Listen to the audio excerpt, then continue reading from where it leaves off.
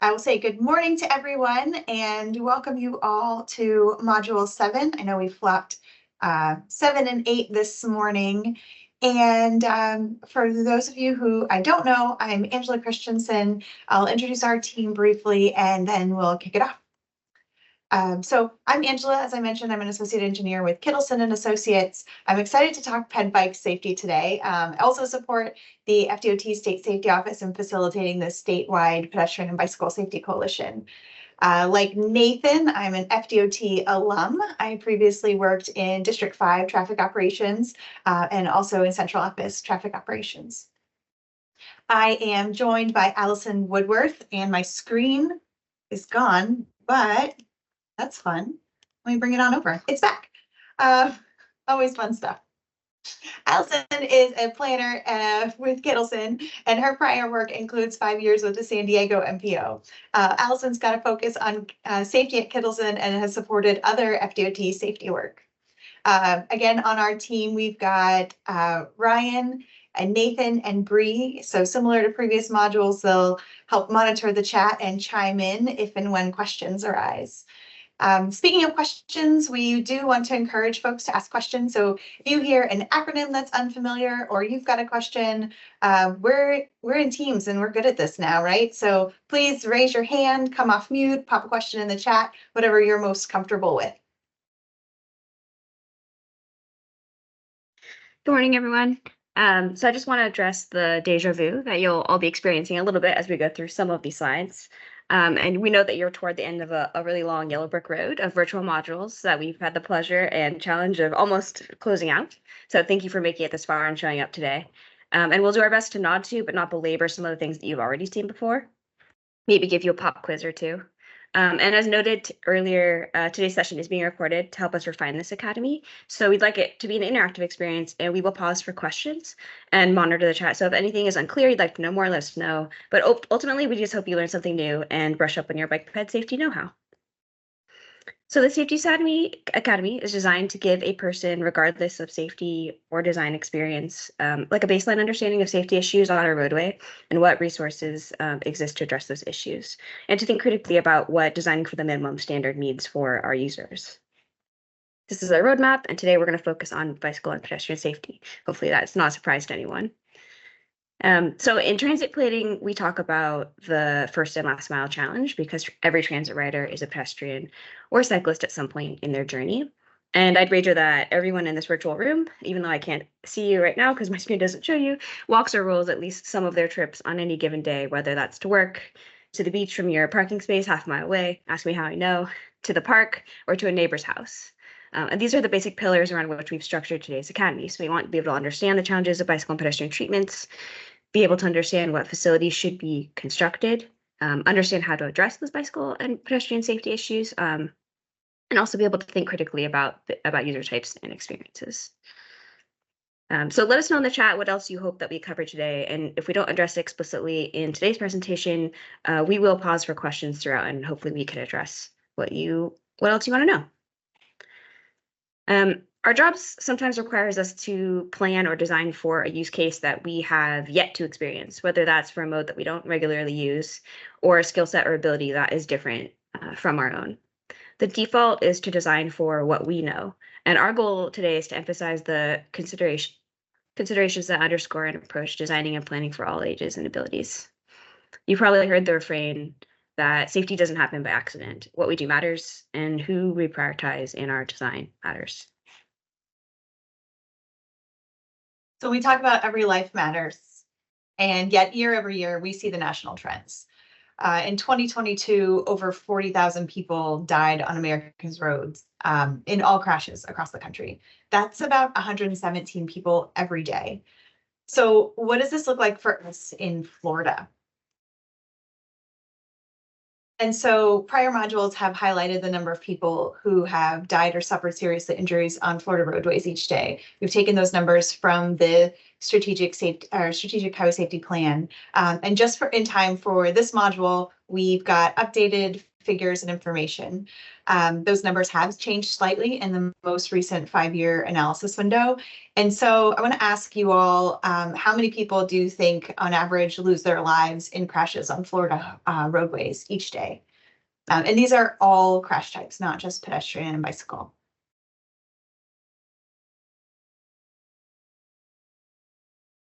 You can guess what you've seen in the past. You can guess another number close to it. Any thoughts? I see 45. 60. I hear too many. 45. So first question is fatal crashes.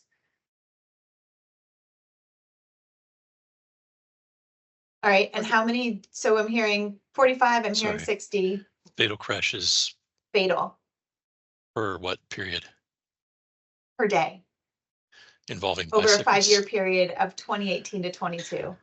Ben is currently doing the calculations. No, involving bicyclists or just any fatal? These are all crashes. We'll do Okay. peds and bikes next. Was Fatal it 8? crashes? Pardon? Was it 8?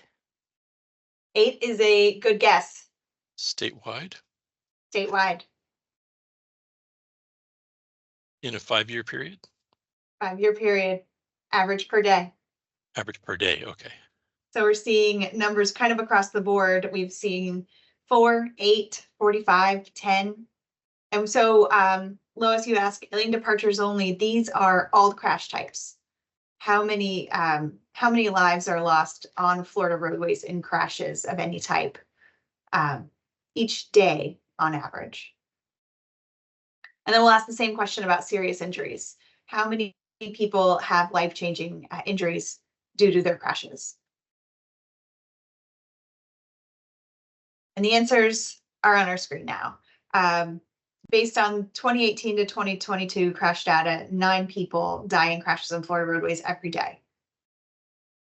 And then 47 more are seriously injured in crashes. We've got 37 people on the call right now.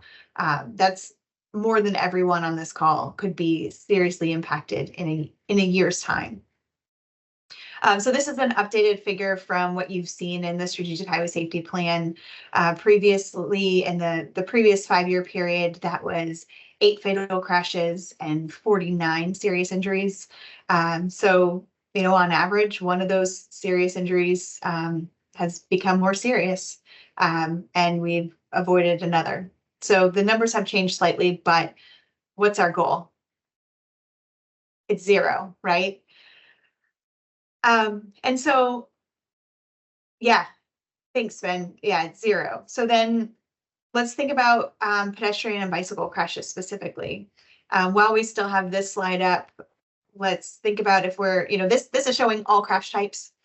If we were just to think about crashes involving people walking and biking, how many do you think, how many people would you guess in a year or on average each day lose their lives while walking and biking and Florida crashes?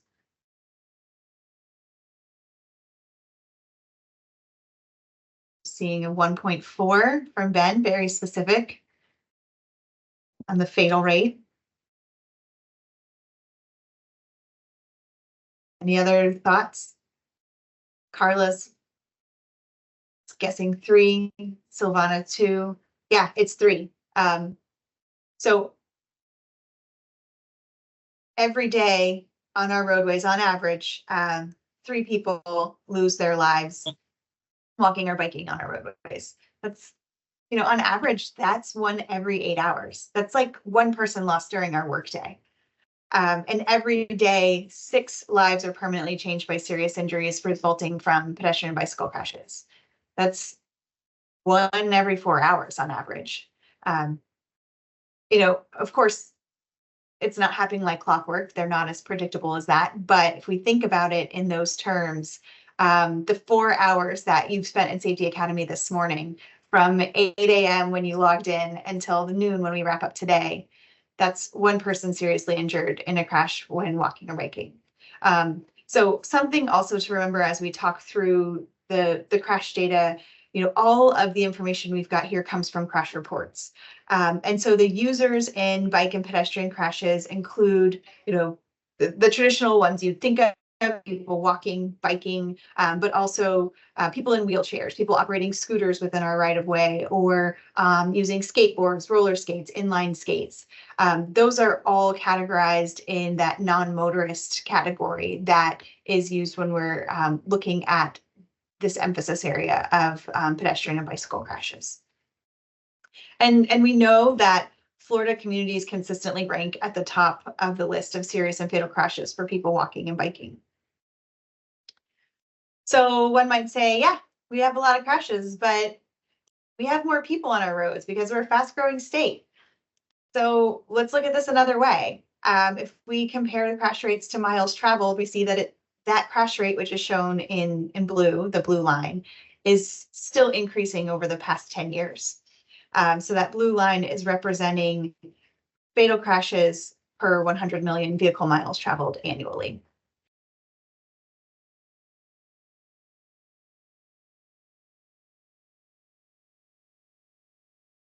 So what are we doing about it?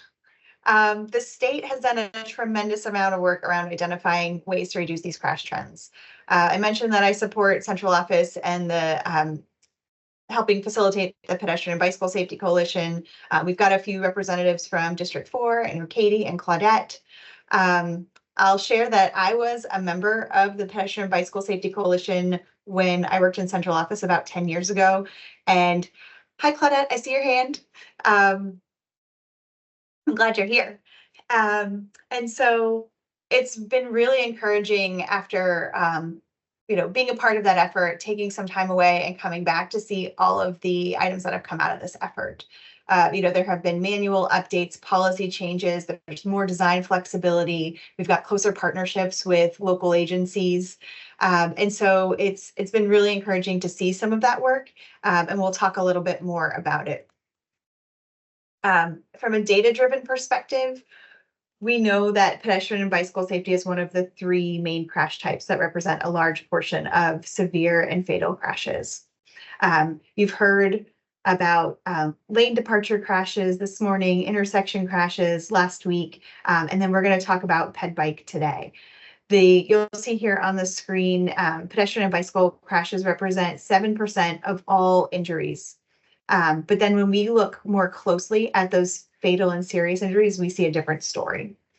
So this is all injury crashes. But then when we drill down, we see that pedestrian and bicycle crashes represent only about 4% of all crashes. But they overrepresent the number of fatal and serious injury crashes. So yet, ped bike crashes make up 28% of all fatal crashes on our roads. I'm going to say that again. 1 in 4 fatalities across the state on our roadways involves a person walking or biking. 1 in 7 of the serious injury crashes on our roadways involves a person walking or biking. That's a huge overrepresentation. And that's the average, right? So you think about older people and children are at higher risk for severe outcomes from crashes, just due to their size relative, with children relative to vehicles, or as we age, our bodies are less likely to bounce back in the way that they do when we're younger. So I want to ask, why do you think this is? Why do you think pedestrian and bike crashes are overrepresented in the scheme of all crashes? Or I should say, why are the fatal and serious injuries overrepresented?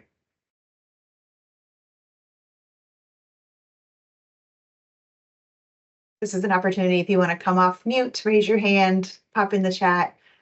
I'm seeing ped bike volumes are low. We've got 3,000 traffic fatalities each year, but 600 are ped bike. So Ben says vulnerability. I'm seeing Julia coming in with they're the most vulnerable. And perhaps our designs don't always prioritize them. So we'll talk a little bit about that. But yeah, you hit it. People walking and biking don't have the physical protection of a vehicle around them. So they are more vulnerable. And you may hear the term vulnerable road user or VRU. If we talk in acronyms and you have a question, pop that acronym in the chat. We will make sure we address it. And so you're right. And Rupert came in with the kinetic energy. We're going to talk about that. I'm excited to nerd out on equations very, very briefly, but we'll get there as well. And so there was a root cause analysis effort that I know we've shared in some of the previous modules, but it helps kind of identify some of the top contributing factors present in pedestrian and bicycle crashes. It helps us inform strategic decisions. So you've seen a lot of this in previous modules, and we'll go through it pretty quickly. But it has the root cause analysis has a strong focus on the life-altering severe injury crashes and the fatal crashes. So comparing the fatal and serious injury crashes to the overall crash rate helps us identify where certain characteristics might be overrepresented. If we take a look at the right side of the scene of the screen, we see that 75% of pedestrian and bicycle crashes occur on C3C and C4 roadways. So that's kind of that middle pie chart here. If we're looking at context classification, the types of roadways where these are happening. Those roadways don't make up 75% of our system. Combined, they're 25% of our system, yet that's where 75% of our pedestrian and bicycle crashes are happening. That's information that can help us look more closely at those roadways. What's happening there? You know, C3C, you may have more pedestrian activity. We tend to have transit on those types of roads, but it helps us really drill down to where those severe crashes are happening so that we can address them. You know, same for number of lanes and speed limits. If we look at the pie chart all the way on the right, we've got nearly 80% of fatal and serious injury crashes involving people walking and biking are happening on roadways with speed limits of 40 or higher. We'll talk, I'm sorry, that's not the pie chart, it's the bottom of the posted speed. We'll talk about speed later in this presentation. So this is, you know, another zooming in on that context class that we talked about. 41% of our severe and fatal ped bike crashes are happening on C3C roadways. That's only 19% of the network. So these are highly overrepresented. Also in C4, the urban general, 34% of those crashes are happening on C4 roads. That's only 9% of the network. So it's not like these roads are everywhere, so therefore we've got a higher number of crashes on them. And we talked a little bit about speeds as well. So looking at where we've got posted speeds of 40 to 50 miles an hour, that's almost half of our crashes, just in that 45 and 50 mile an hour zones. And so same, we can look at where this is happening with numbers of lanes. If we're a person walking or biking and we're trying to cross 5 or 6 travel lanes of vehicular traffic, that's a lot. And so we're seeing those overrepresentation of crashes on those types of roadways as well. You know, same with days of the week. So the root cause really goes into the lighting conditions, the environment, et cetera. This is really great information that came out of this that helps us take a look at the statewide level. So question that Allison's going to ask you next. That's okay, Angela. Here's a bit of a pop quiz slide. Do you remember, or if you missed one of the prior modules, can you guess where the majority of bicycle pedestrian, or where pedestrian, sorry, fatal and severe crashes occur? We'll do bicycles next.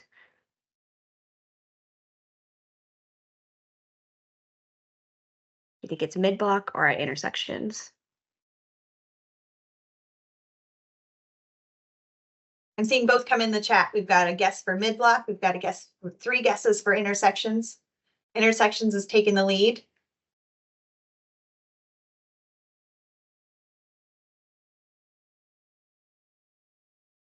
So I heard that intersections took the lead. These numbers may surprise some of you. I'm just curious why you said what you said, and if you could say in the chat, or you want to come off mute, we can talk about it. And then we'll go into where we think the majority of crashes for fatal and severe crashes for bicyclists occur at mid-block or at intersections. So I'll can jump in say- because we had Oh. earlier ones that mentioned the 3 emphasis areas of lane departures, ped bike, and intersections. My gut is most people kind of fell towards the intersections, but mid-block definitely makes sense. Oh, we psychologically tricked you. I see. Right.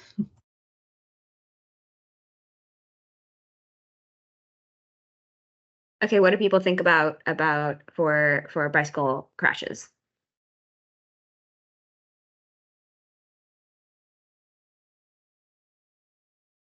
I don't like being in a vortex of teams, not being able to see the chat. I just feel so isolated. Angela, you gotta like tell me what's happening. We don't have any guesses yet for if Okay. bike crashes are more likely at mid-block versus intersection. Okay. We do have some discussion. Julia shared that intersections are not sufficiently designed for cyclists, and now we're getting some more because the lanes end. We're getting some guesses for intersection. Another one for mid-block, couple mid-block, a few more intersections. So we've got a good mix coming in the chat. Julia says cars cross over into turning lanes and there are a lot of points of conflict. I think that's related to the intersections guesses earlier. Rupert's guessing the opposite of pedestrians and Lois has a hand raised. Oh, Lois, go you're ahead, welcome to Lois. come off mute. Can you all hear me? Yep. I was in a meeting last week with Broward County's been doing some research, near miss research with the University of Florida, utilizing their tools at an intersection and looking at those videos and seeing all the near misses in crosswalks.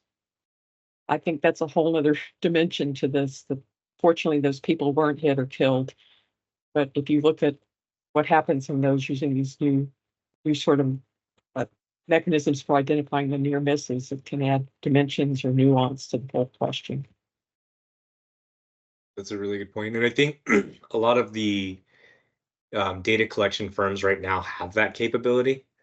So it's the question though is just making sure that it's in your contracts when you do it. So if you're doing counts, you're doing whatever for your projects, as a lot of the firms, QC, for example, they do video collection. So once they have the video, they can essentially run it through a, gap analysis, whatever additional analysis that you need. But there is a number of firms now that also do that AI analysis. So on your own projects, you can get that information and use it as well pretty easily.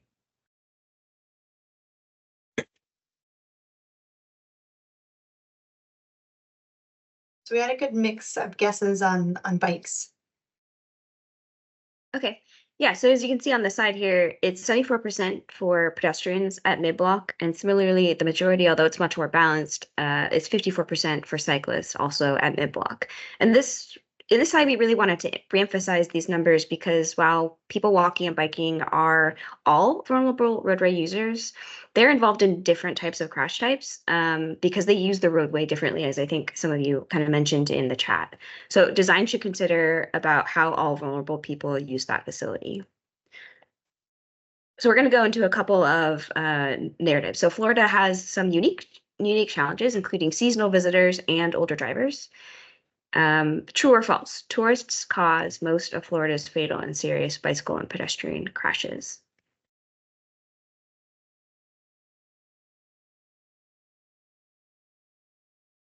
I'm seeing 3 falses come in right in a row. Make that 4.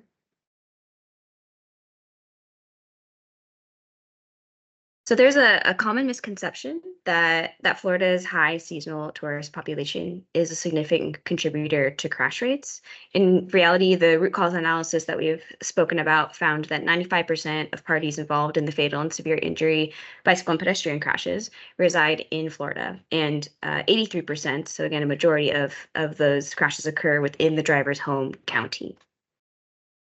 Let's try another one. Florida's aging population contributes to the high number of bicycle and pedestrian fatal and serious crashes.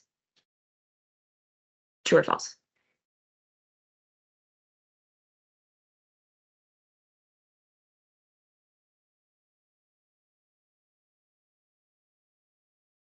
We're seeing a true, a true, a true. We're seeing more trues come in. And I'll give you a little bit of a stat to help inform that decision. People over the age of 70 make up 16% of Florida's licensed drivers. That's 16% of Florida's licensed drivers. Let's see what the answer is. So the green line here is showing the percent of total licensed drivers, and then the blue pill is showing the crash rate. And so, quick story, every year my family draws straws to see who will sit shotgun with my grandma while she drives to a nearby destination so we can assess her driving capabilities. So far, so good. So like I said, people over 70 make up 16% of Florida's licensed drivers, but you can see that they make up only 9% of being responsible for or being involved in a bicycle and pedestrian fatal and serious injury crash. So anywhere where that green line goes over the pill is showing overrepresentation of licensed drivers versus people who are a party that's involved in a fatal and serious bicycle and pedestrian crash. So you can see some of our younger drivers, that 18 to 30 group, is overrepresented in ped bike crashes compared to the number of, the percentage of total licensed drivers in the state. And we've got one more. How much do you think alcohol and drugs impact fatal and serious crashes involving people walking and biking? So again, a true or false question. Most fatal serious injury crashes that affect people walking and biking involve alcohol or drugs.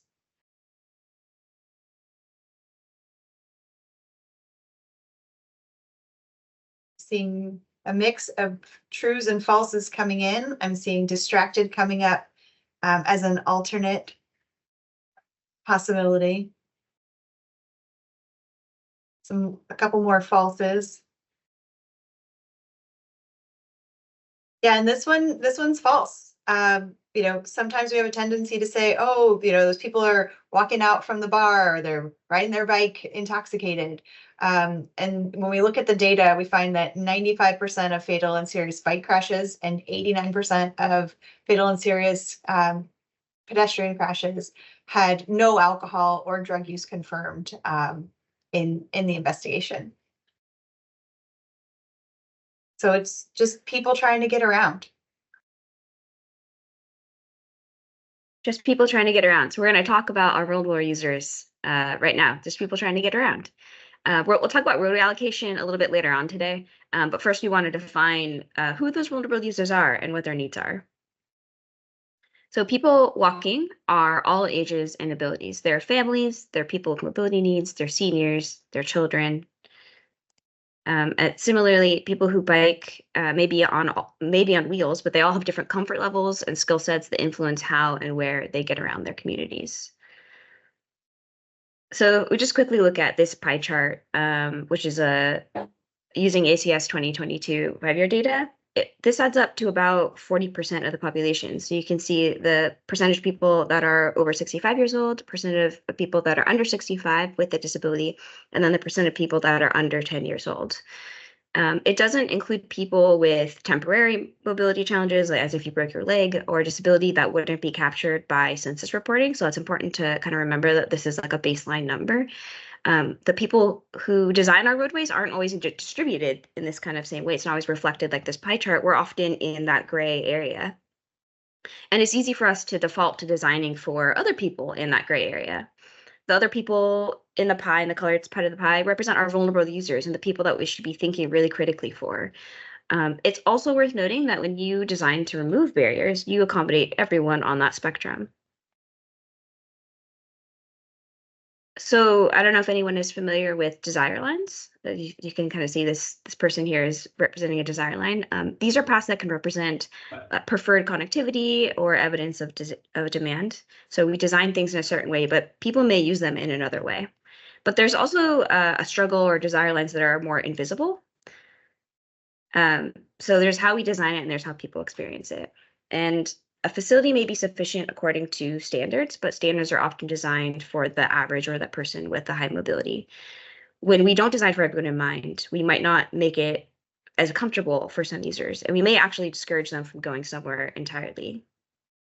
My Lola or my grandma is in an independent living facility, which is across the street from a small retail center with a pharmacy, which she visits often, and some restaurants where I visit for her.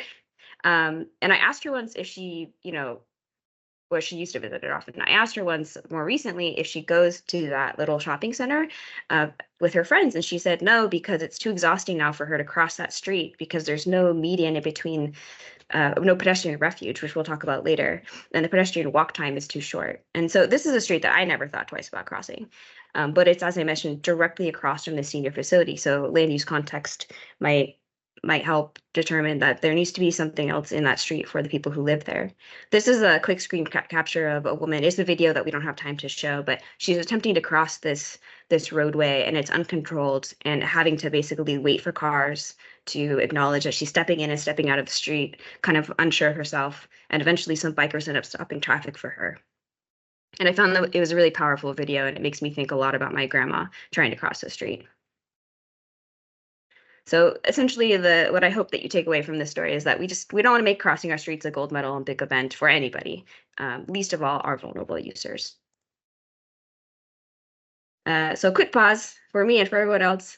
Have you ever seen a person struggle to use a facility as it was designed, or maybe you've experienced this yourself? You can go off mute, you can put it in the chat. And even if we move on, feel free to share these stories because we want to hear about it, and maybe we can call back to it as we move on in the presentation. Last summer, I was on crutches and for a long time, and the pedestrian walk times at large intersections barely covered my crossing times. And if I arrived mid-cycle, I frequently had to wait for the full cycle to restart so I could take advantage of the full walkways if there wasn't a pedestrian refuge that I could stop at. So I had to, and I've also in the past hung back in crosswalks to accompany a person like my Lola or someone, even a stranger, that didn't look like they would make it across in time, just to provide that extra visibility for that person, for traffic, to get them to not go. Is anyone in the chat, Angela? Oh, you're muted, sorry. Not yet. Okay. Okay, well, we'll keep going, and please feel free to share as we continue.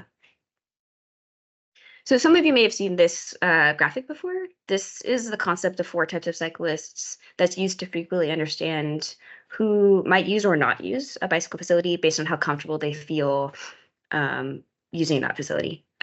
So we sometimes call it like stress tolerance. A separated bicycle facility, if you imagine, versus a 20-mile-per-hour residential street with shared use markings, or a 4-lane, 55-mile-per-hour arterial with a striped bike lane. They all represent very different experiences for these types of rider groups.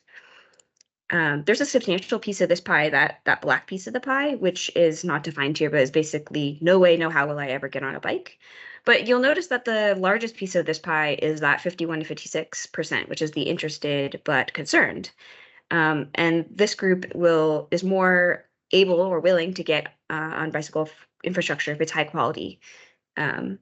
These users may represent the latent demand that's not captured by existing infrastructure that we put out there today. And the question is, so who should be our design bicyclist, and also similarly our design pedestrian? And in some cases, design minimums only provide enough comfort for those loud and proud confident users, that 4 to 7%.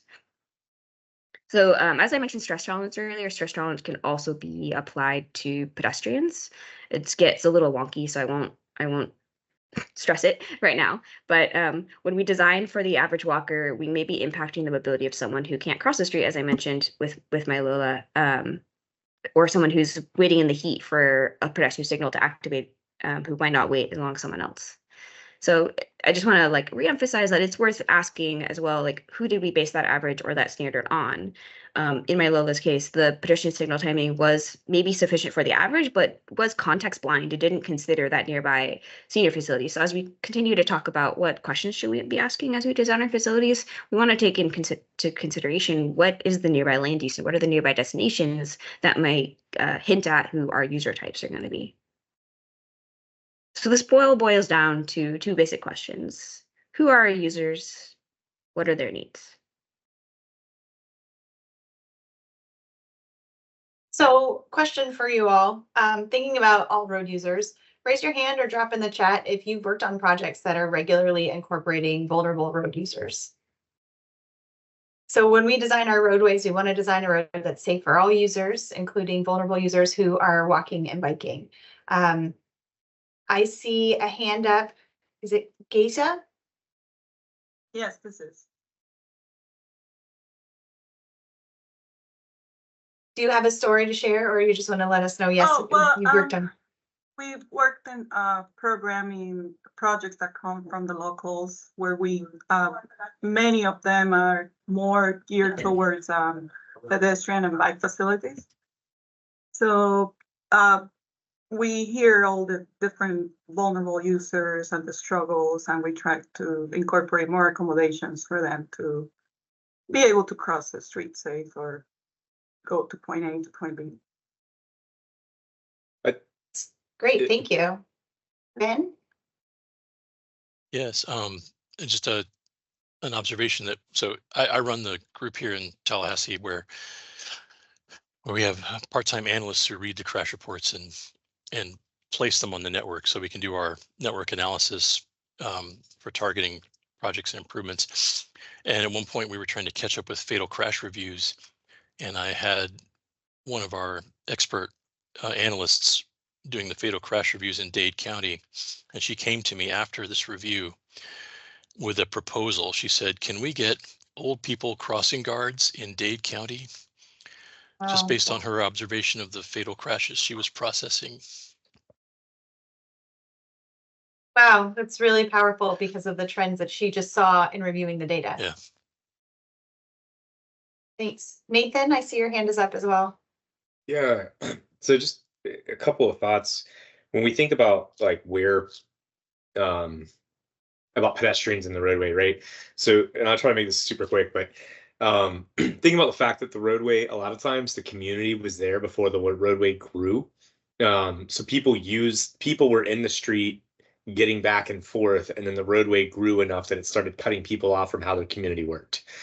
So when we have that chicken and egg conversation, a lot of times the community is what was there, or at least it was there. If the roadway was there first, it was there in a way that did not prohibit them from using their community like they should, right?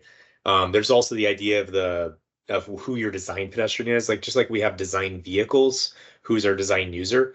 So that goes into the vulnerable users, making sure that it's not just those of us that are reasonably fit, but also the people that are going to struggle. It also goes into designing for the actual user that we have, right? So the idea that we don't have perfect pedestrians that are gonna follow an arbitrary set of rules that we made up, that we are actually going to people are going to work how people are, and that's where we start designing around the user. And then the final thought I'll leave you with, I'm not going to get into it, but I'll looking up why we believe people being in the roadway is bad. So there is no such thing as jaywalking in Florida. Florida has legal crossings, essentially any side street or driveway that's not bracketed immediately by two signals. So as long as there's another driveway between it and the next signal, it's good to go, is a legal crossing in Florida for pedestrians. So it was an auto industry thing that made jaywalking a word. I just encourage you to look at that up later. Pedestrians do deserve to have the ability to cross, and we should be looking at designing for the users that we actually have, and taking care of the more vulnerable design user as opposed to what our assumption is of the average human condition. Thank you. Thank you for dropping some historical knowledge as well, Nathan. And Lois, I saw in the chat, in planning for a transportation system and context classification, there's target speed work. Is there anything you wanted to elaborate on that? I saw a lot of other yeses, which is encouraging on folks incorporating vulnerable road users in projects. Well, I'm a transportation planner, so I start thinking about the transportation system and how obviously vulnerable road users fit within that. But you know, projects come from somewhere typically, or you want them to. So if you have a good plan, you should have good projects. And Hayes is on the line. She does scoping. If you know what the projects need to contain earlier rather than later, you have more opportunities to include aspects of projects that will enhance safety and so forth. So just not to forget the planning part of it. As a planner, I feel it's incumbent upon me to remind people that where there is a place where projects come from. And we also have a team that works on context classification, which now comes with target speed recommendations. So we routinely look at available road users, transit, and so forth, and discussions on those topics. Thanks. I liked the quote that I take away is that good projects come from good plans. But you're right, and we're going to touch on speeds and context classification in a few moments. So before we move on, just sharing that this photo is a roadside marker on a county road in Clearwater, remembering a 15-year-old who was hit while walking to his bus stop on his way to school. Ultimately, we'll tie it back to our goal. Our goal is to prevent needing more of these roadside markers, remembering people who lost their lives while walking and biking. So as we move forward, we'll consider context, kind of like in this example with this being a location with school bus stops. So many of you are familiar with the FDOT Complete Streets Principles and context classifications. Lois just brought up context classifications.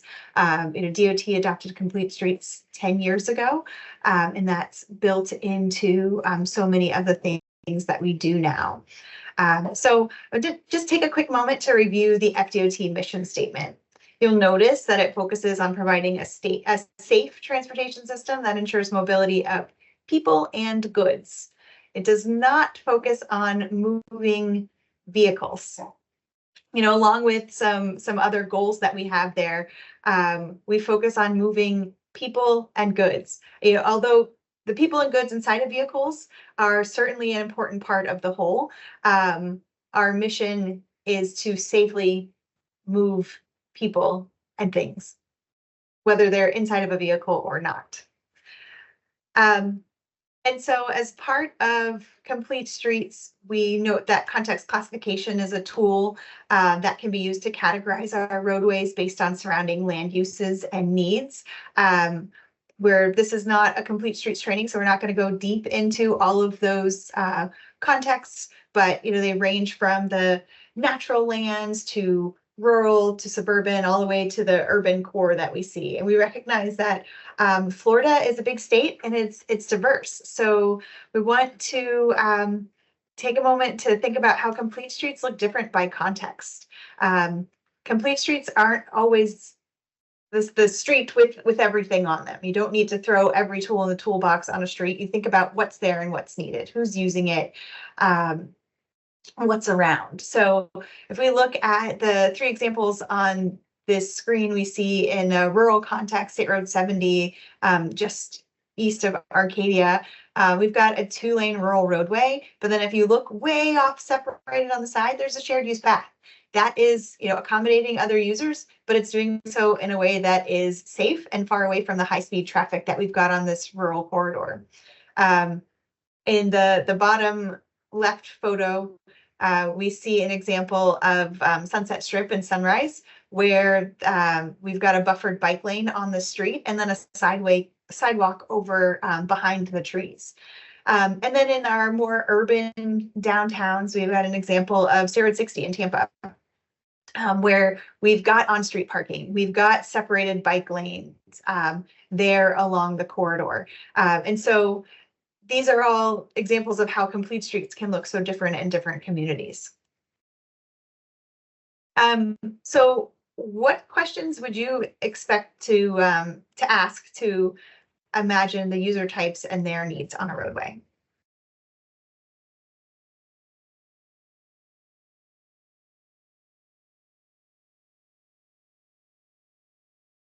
Thinking about users, we might think about their comfort, their safety tolerance.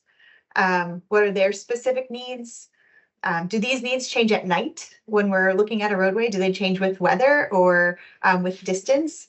Thinking about people, where they're going, where are they coming from? Is there a school, a transit stop, a grocery store?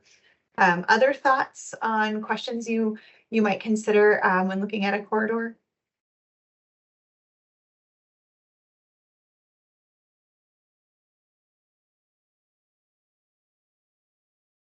All right, well, we'll share a tool. Is there transit service? Great point, Lois. I think we'll talk more in depth. We'll share an example from the root cause analysis about transit corridors. FDOT has updated the multimodal quality level of service handbook that now includes a tool you can use to determine the level of traffic stress for people walking. The spectrum goes from level of traffic stress 1, which accommodates people who need a high level of comfort, all the way up to a roadway that might create a level of traffic stress 4, which is a higher stress, difficult for people to walk or get around with strollers or wheelchairs.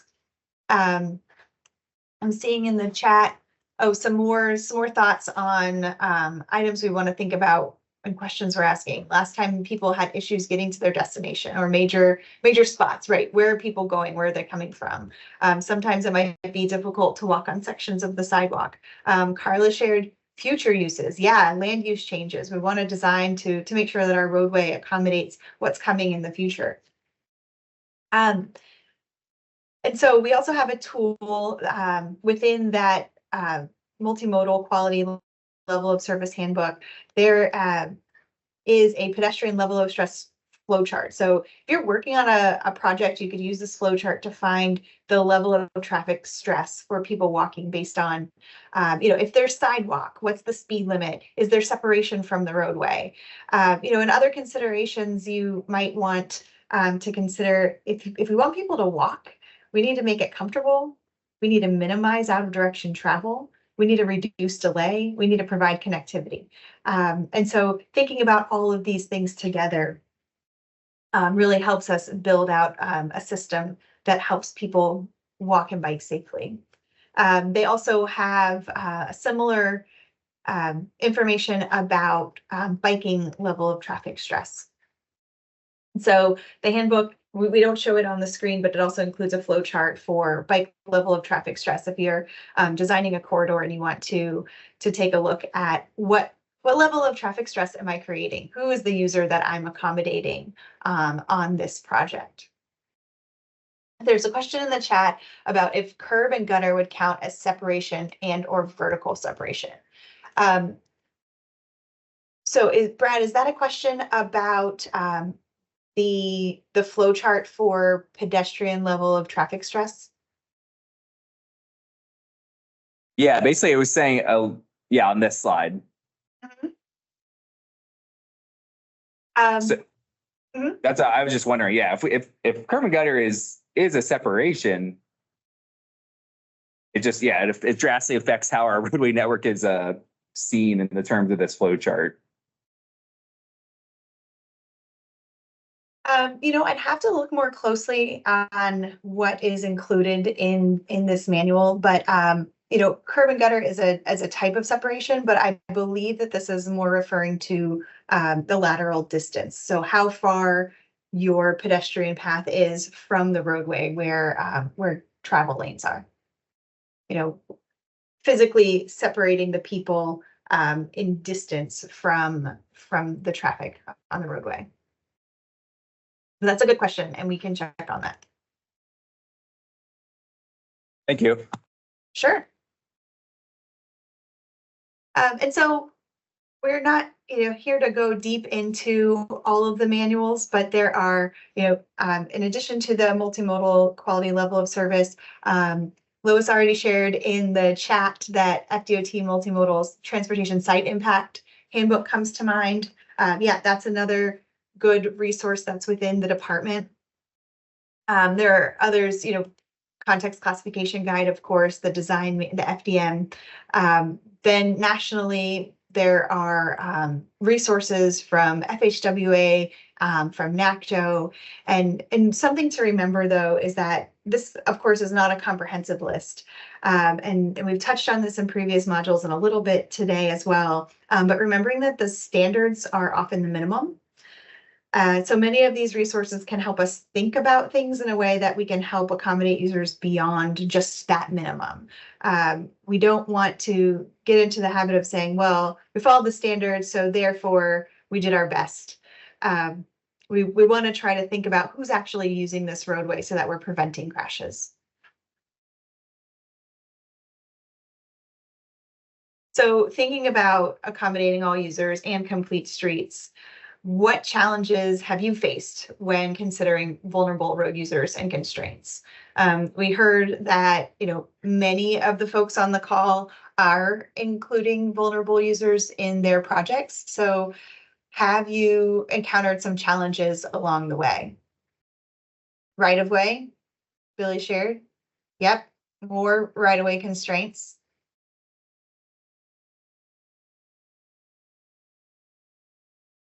Anything else? I mean, that's a big one. It's also a costly one. Sometimes there are ways to think about that a little bit more creatively. Public feedback. So folks maybe not on board right away. Number of lanes to cross without having area for refuge. Yeah, that's important. Where are we expecting people to cross, and how can we make sure that they're doing it safely?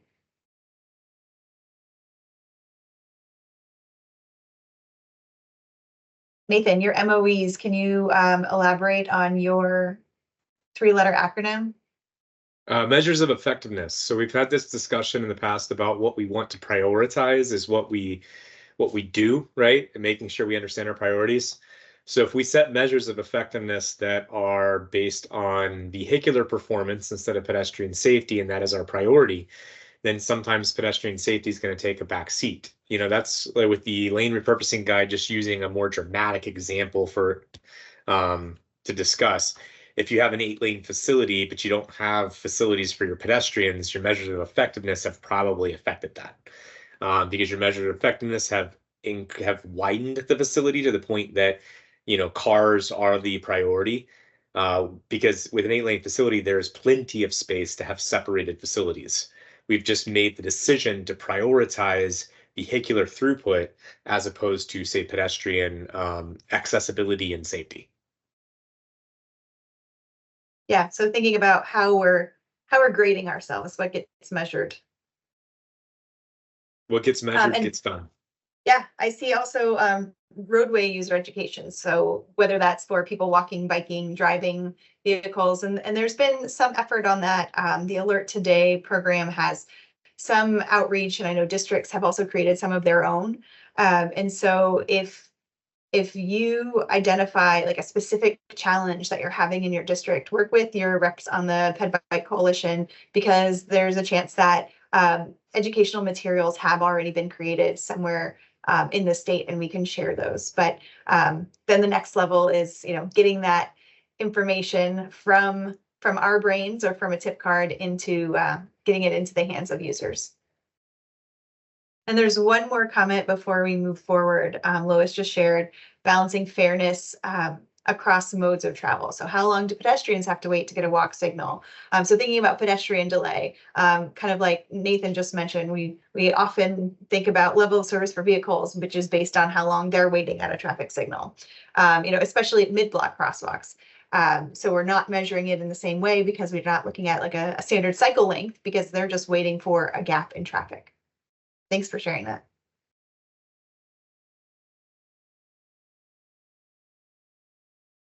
Okay.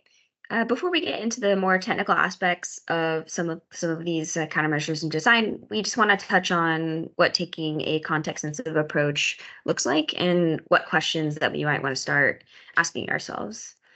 So it's just a quick table of context of the things that we'll go over.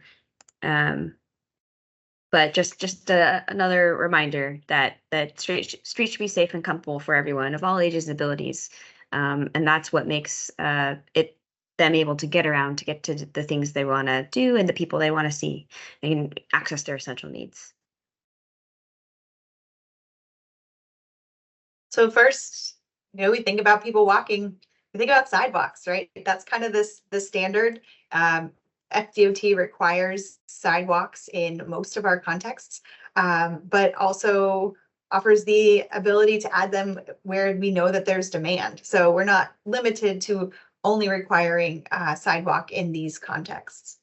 There's also information on the widths, but we've learned from FHWA research that the presence alone of a sidewalk can reduce pedestrian crash risk up to 88%. So that also tells us that the absence of a sidewalk doesn't mean people won't walk along the roadway. People, if they need to get somewhere, they're going to get somewhere, whether we've put down concrete or not. But if we know that just placing a sidewalk there can reduce that crash risk so greatly, it's an important consideration. So thinking about the questions, if that context doesn't require it, should I still include a sidewalk on my project? If there's not demand today, does that mean no one's ever going to walk there? If we go out there and we see the Zyre lines, some evidence of demand. Some of us call them cow paths, right? We see tracks in the grass that are worn down by foot traffic over time. This is all information that can be used to inform what's happening at a location. And sometimes we find ourselves at a place where the sidewalk ends. Why do you think a sidewalk would end? Have you experienced this? While you share that in the chat, we just want to remind everyone, like, we're trying to create a network, regardless of mode, that's continuous. We wouldn't build a roadway that just stops, right?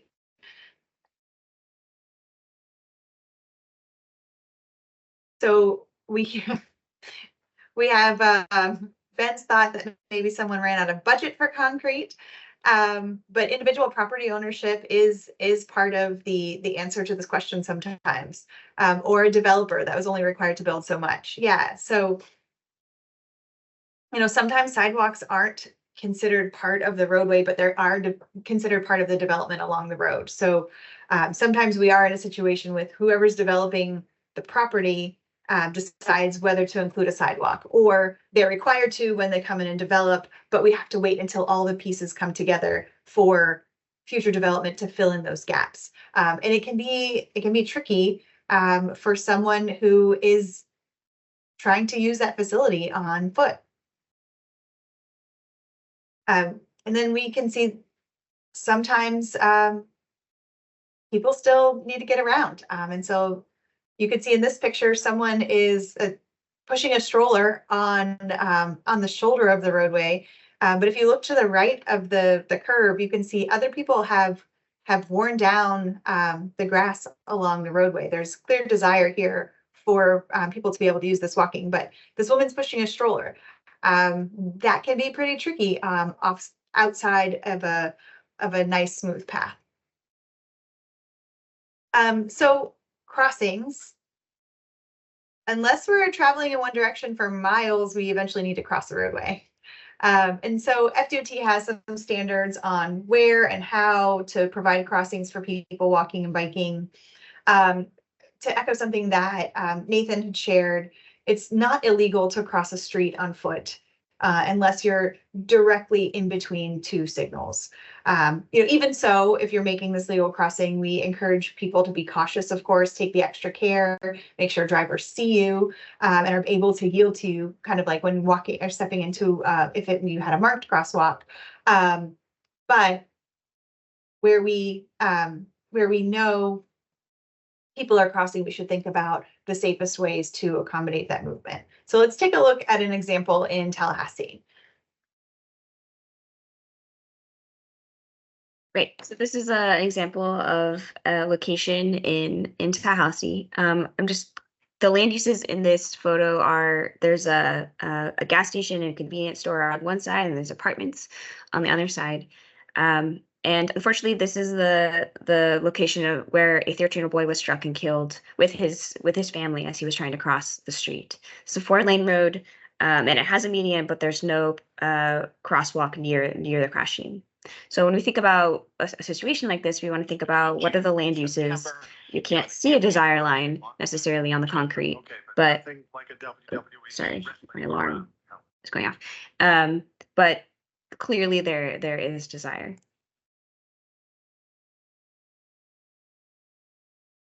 So we looked at that example, but thinking about crossings, what other items do you think we should consider when looking at where people are crossing a roadway, whether they're on a bike, a scooter, on foot, wheelchair, pushing a stroller, skateboarding?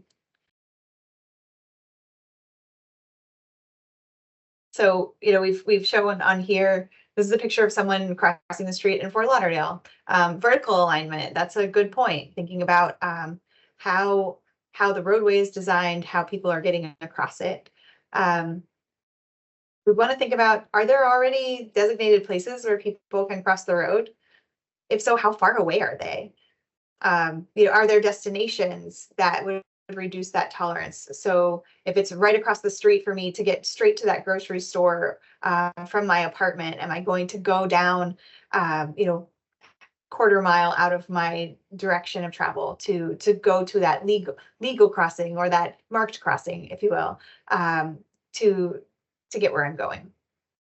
And then kind of putting ourselves in people's shoes. How far would we be willing to go? So now we'll share a little bit about bike facilities. We share a photo of someone on a recumbent bike, just to remind us that we're designing for people of all abilities. It's not always the what do we call this, spandex heroes? There's a phrase, but that's, you know, we shouldn't always be considering that as our only user.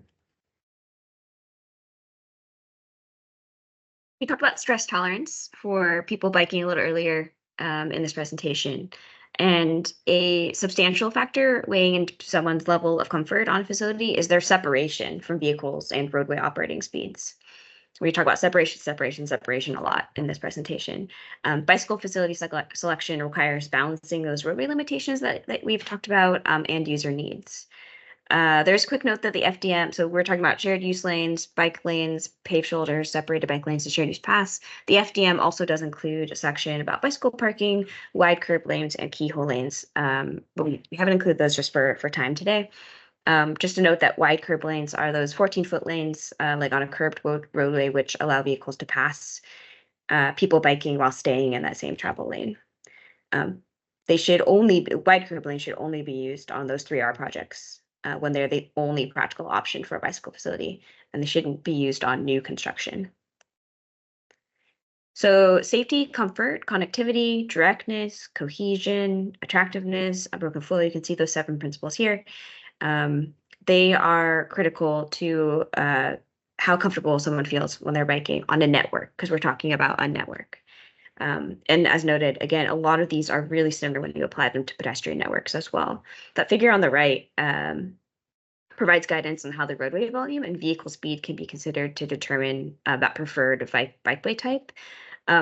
Note that there is a difference between posted speed and operating speed. So if they differ on your target roadway, you should be using operating speed as the assumed indicator on this particular chart.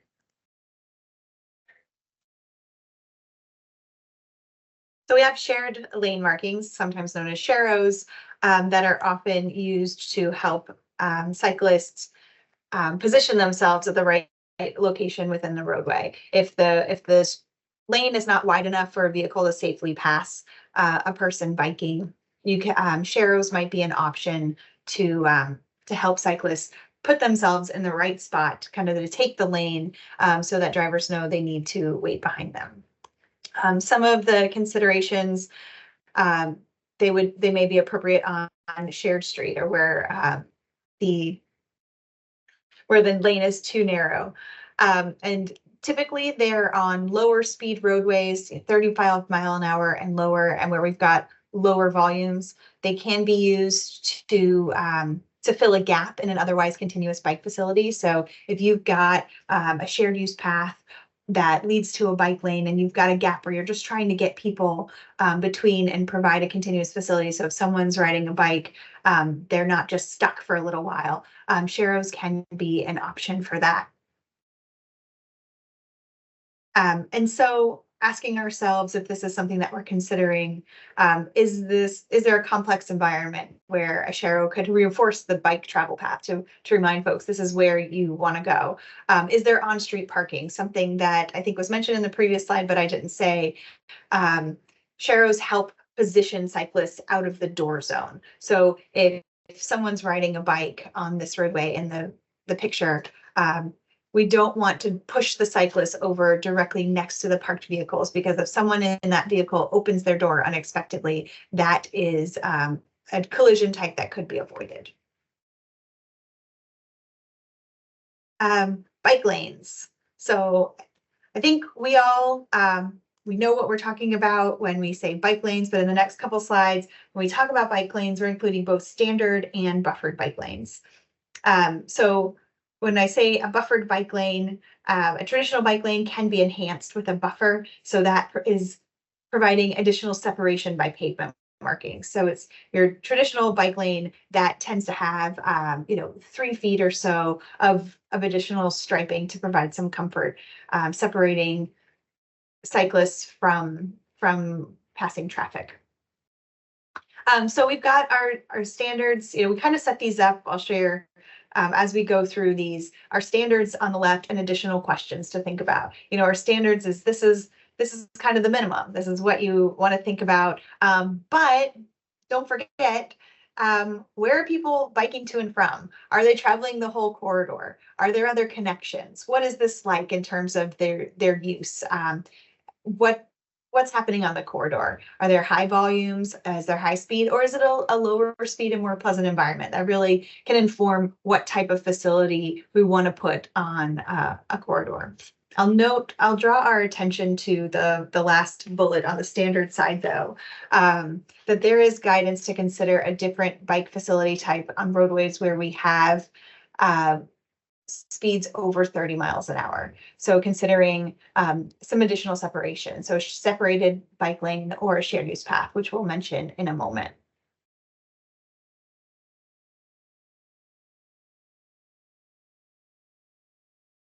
So shoulder, we often think about cyclists using the shoulder, but all types of users might benefit from just having paved shoulder. This is where vehicles might pull over or emergency vehicles pass. Cyclists use this. As we saw in a previous slide, people might walk on the shoulder if there's no sidewalk. And kind of the standards, if we have a shoulder and we're going to designate it for cyclists, we want it to be, we're going to maximize that rideable space. We need at least 4 feet for this to serve as a bike facility. But thinking about, are there already people biking here? How can we improve the safety and comfort at intersections? So not just thinking about the corridor or mid-block part of the roadway. And then also thinking about that future land use that someone had mentioned in the chat. So what is planned here that might create new users or new destinations? And then we'll share a little bit about separated bike lanes, also known as cycle tracks. This is my favorite option, especially since I consider myself in the interested but concerned category. If you'd asked me 5-10 years ago if I would commute by bike, I would have said absolutely not. I'm in the no way, no how, but I had never experienced a separated bike lane. And it really gives me new perspective on how we can get around without mixing with traffic and being in the street. So separated bike lanes are dedicated facilities. They're separated completely, typically with some vertical separation. They might be one way or two ways.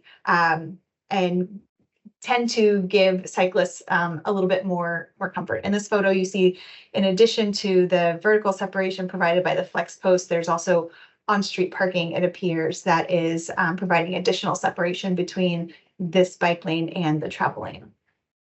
So our goal here is not to go too deep into all the details, but we'll share these slides later with a little bit more information on separated bike lanes and where they're appropriate. But we also have some, on the previous slide, the types of separation that can be used. So the tubular markers, curved islands are used in some places. Sometimes the bike lane itself is up on curb and gutter, so it's raised at sidewalk level. On-street parking, as we saw, or rigid barriers. And we also know that recent FHWA research shows that separated bike lanes with vertical separation can vastly improve safety. So they're recommended on roadways with higher speeds and volumes. So anything above like just 7,000 vehicles per day, which is super low for the state road standards, right? And anything above 30 miles an hour kind of falls into that separated bike lane recommendation space. So questions to ask if you're thinking about this, is this a great facility for my project?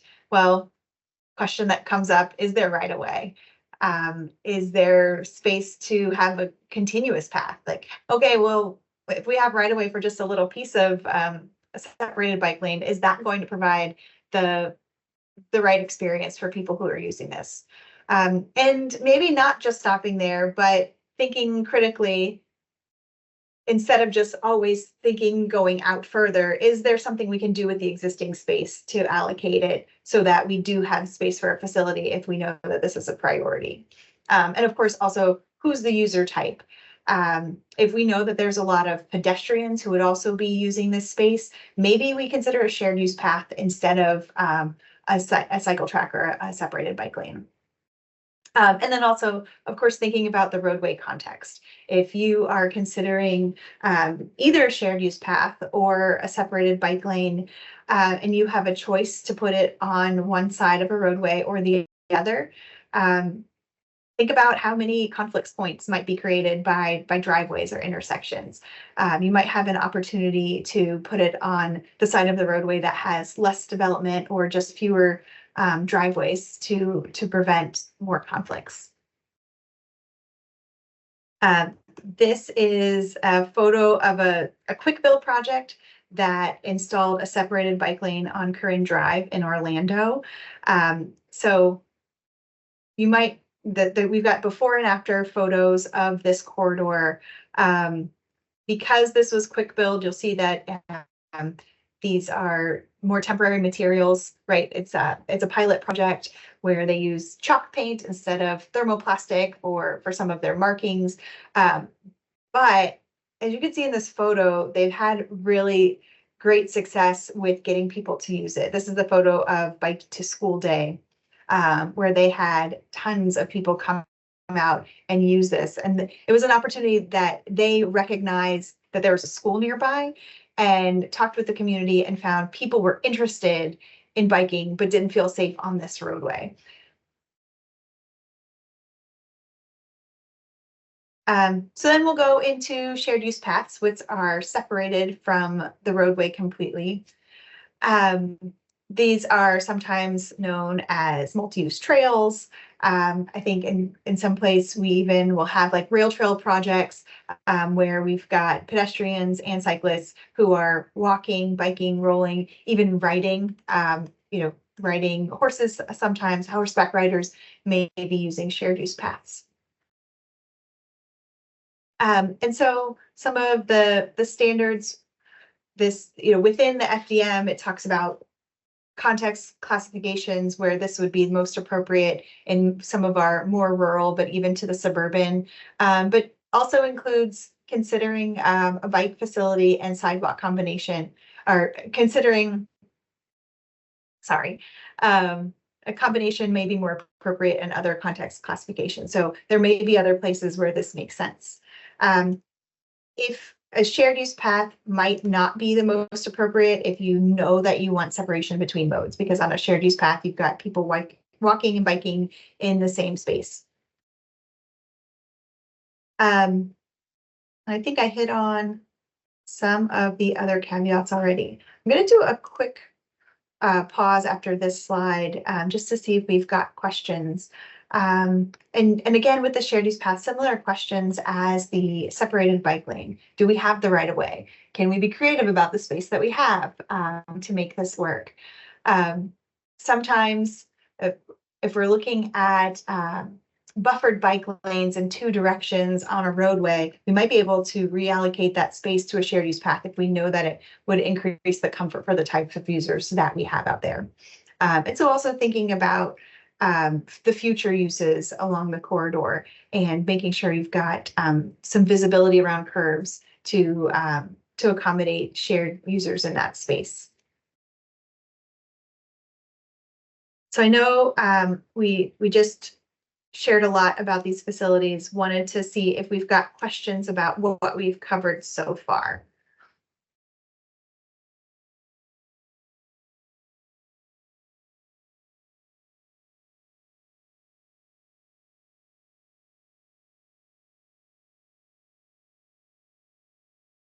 Hearing none, we'll pop into proactive design. Okay, time check. I think we're doing okay, I think. So we may have to speed up at the end, but yeah, so we're going to hop into proactive design and we're going to cover a couple of things, including roadway allocation, lighting, speed, and accessibility, all really important pillars of designing proactively. And I think Lori said it earlier, just being proactive and bringing people and planners in early and all the voices in early is really, really important. So for roadway allocation, oops, so streets, I just wanted to say something before we start, which is that streets make up more than 80% of public space in US cities and towns, which is a number that always blows my mind. Road reallocation projects provide the opportunity to consider how the street space affects competing priorities that we're all very familiar with between safety, access, and mobility. These trade-offs are inevitable. We'll just, face that front face. They are inevitable. So there are some guides that help us deal with this. The roadway cross-section reallocation guide in CHRP 1036 provides a decision-making framework for each step of your project development process and kind of walks the user through that decision-making. This is just a quick snapshot of the 6-step flowchart that it does provide. So it all comes down to separate modes, separate your space, simplicity. We want to make it easy for people to do the right thing. We want to think about those vulnerable users early in the design process so that they are not an afterthought, because when we have to retroactively go back, that's when we have to make even more concessions, and it can degrade the quality of the options that we have. We want to give everyone a place to operate safely and comfortably. We want to separate them from motorized traffic, especially at those higher speeds, because it's not comfortable to be right next to a 55-mile-per-hour vehicle. And where modes intersect, we want to consider all those users. We want to consider all those conflicts. And then we want to monitor and maintain our facilities. So previously we've talked about, as Angela went through, the different facility types. So I have said before that there's how we design it and there's how we use it, but we also have the power to choose the user experience if we think about it proactively. We have sharrows, we have bike lanes, we have buffer bike lanes, we have shoulders, we have separated facilities, we have shared use paths. Those are all for bicyclists, of course, or shared use paths for other users as well. So we have all these things that go into making our decision with the minimum standards. We have to make our trade-offs, and we have a preferred design, and it all kind of coalesces into what the user experience is. And if we design proactively, we have a better chance of creating a user experience that we think will work for our users. So outside of the curb, we can kind of split up how we use that space within the right of way for people and the things that we need to fit there. So we talked about what's happening between the curbs with how we could maybe accommodate bike lanes, shoulders, et cetera, and there's more to consider beyond. So let's think about this, this zone system.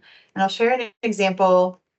This is just a street view photo from Delray Beach, but there are so many places in District 4 where you can see this in action. So first is the curb zone, which separates everything that's happening on the road from outside of the roadway. So there's a note on here that says mountable curbs are inappropriate on local streets, meaning if we've got a local street, we want to make sure that vehicles aren't going to come up on the sidewalk space. And so that curb zone is really where pedestrians might transition from the curb onto the street, or vice versa, where you would have your ramps with detectable warning surfaces for people who are making those movements.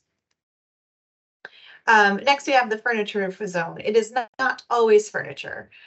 We might have plants, utility poles, parking meters, signs, lighting. This furniture zone can create a buffer between the roadway and where people are actually walking. Then we have the pedestrian zone. There's a note on here about the width that you need as a minimum, right? The 5 feet would be necessary for 2 people walking comfortably side by side. 6 feet, of course, is preferred, but if you've got more people, you might need more space. So that pedestrian zone should be larger where we expect more people walking or using the space. And lastly, we have the frontage zone. So this example shows that there's a building behind the frontage zone, but the zone system concept can be applied in other land uses as well. So we can see here, this is more of a residential street. So this, but we have the same principles, right? You have the street, you might have parking on the curb or you might not. You've got your furniture zone where we can see that there are utility poles, there's a fire hydrant, that pedestrian zone where we have a formal sidewalk, and then the frontage zone doesn't mean that it's the front of a building. It might be somebody's front yard in this case. And if there's not a sidewalk on the shoulder, people will still walk typically in that same space behind any items that are in the furniture zone, even if there's not furniture in it. And then here's another example of another context where it kind of just all lines out that way if we set it up the right way. So lighting is really important, but I think what's also important is not just if the lighting is there, but the quality of that lighting matters. So we want to consider who the corridor serves. So we kind of talked about today. Are there schools? Is there morning after school cramming? Are there transit stops? What's the transit service span? So are there people getting off and on their transit stops at night? Is there retail and commercial pedestrian traffic? This is a quick snapshot of another root cause findings. So the lighting conditions during fatal crashes. And if you look at this, we see that 41% of the fatal crashes occur in dark but lighted conditions. And then there's a note on this slide that FHWA pedestrian lighting research found that 82% of pedestrian crashes occurred on a segment with existing lighting. So that second bullet talks about the quality of that lighting and how frequently spaced that lighting is. So that's just kind of a takeaway is like, what is the land use? What are the connections being made? And quality of lighting matters. And then these are just some quick photos of different contexts that you would have lighting and some resource recommendations, but in the interest of time, I will keep going and we will provide this as part of the package. So the second to final part of this section is talking about posted speed. So pop quiz.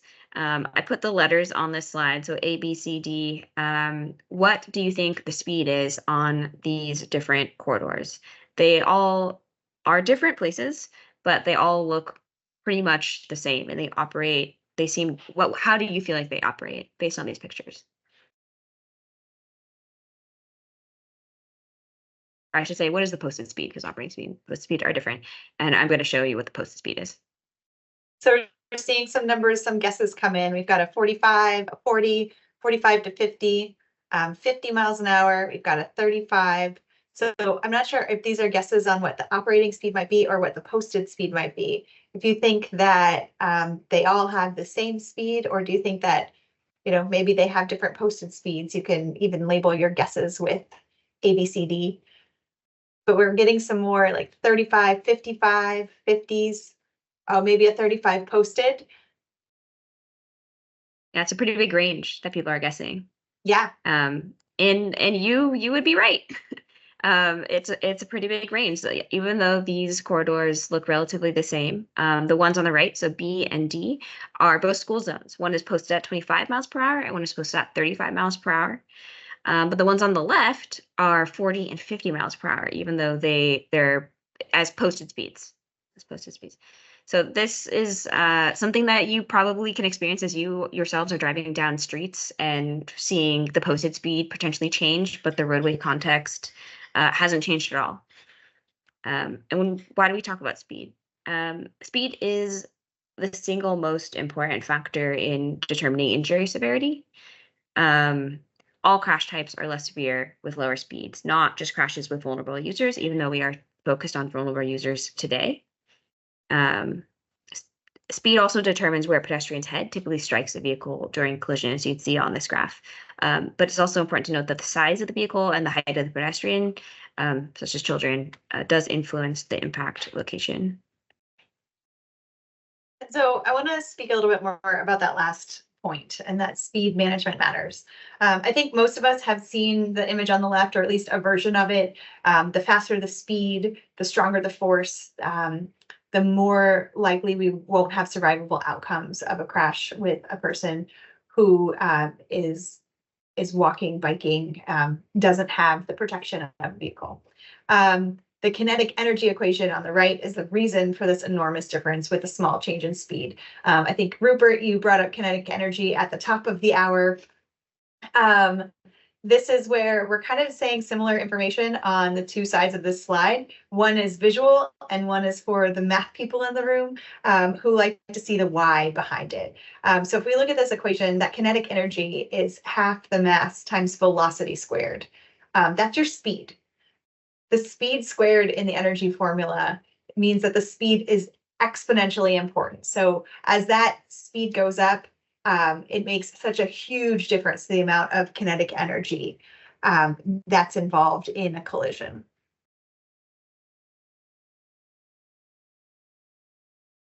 So I'm gonna put you all in the driver's seat this morning really quick. And we're driving around this roadway at 30 miles per hour. Speed also affects our vision, so we get a little bit of tunnel vision. At 30 miles per hour, our field of vision is much smaller. As we're traveling at faster speeds, you focus on things that are much further away. You have that reduced cone of vision. Once we start to slow down just a little bit, we start to see more of who is at this intersection. So at 25 miles per hour, we can pay attention to those potential conflicts in the center of the road still mostly. So we're starting to see more people in our frame of vision. People are entering the intersection. We can, when we're traveling at those faster speeds again, you have a smaller cone of vision. So we're starting to slow down a little bit more, 20 miles an hour. We pay attention to those conflicts on the side of the road a little bit more. But we are still missing a little bit of the crossing, and you can kind of see on the next slide, we were missing this woman holding her baby. And we only see her when we slow down at 15 miles an hour. So this was just and I'll just kind of quickly go through it one more time, just because I think it's a pretty powerful way to kind of show you what you're seeing based on how fast you're going at an intersection.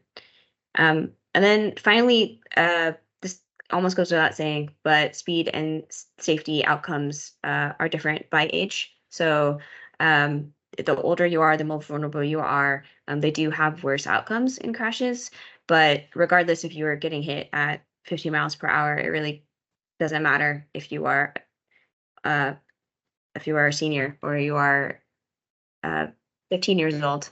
You're not going to have a great outcome. So we'll also talk about accessibility. And before we jump in, just taking a pulse on when we talk about accessibility, what do you think of? What does accessibility mean in the transportation context? Why is this important for people who are walking and biking? Do you have examples of how we designed accessibility into our roadways? Feel free to come off mute, pop something in the chat.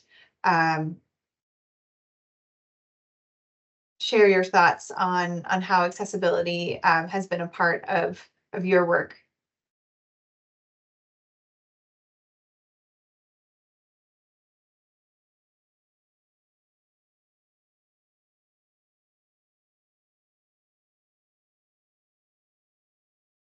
How do we access our roadways?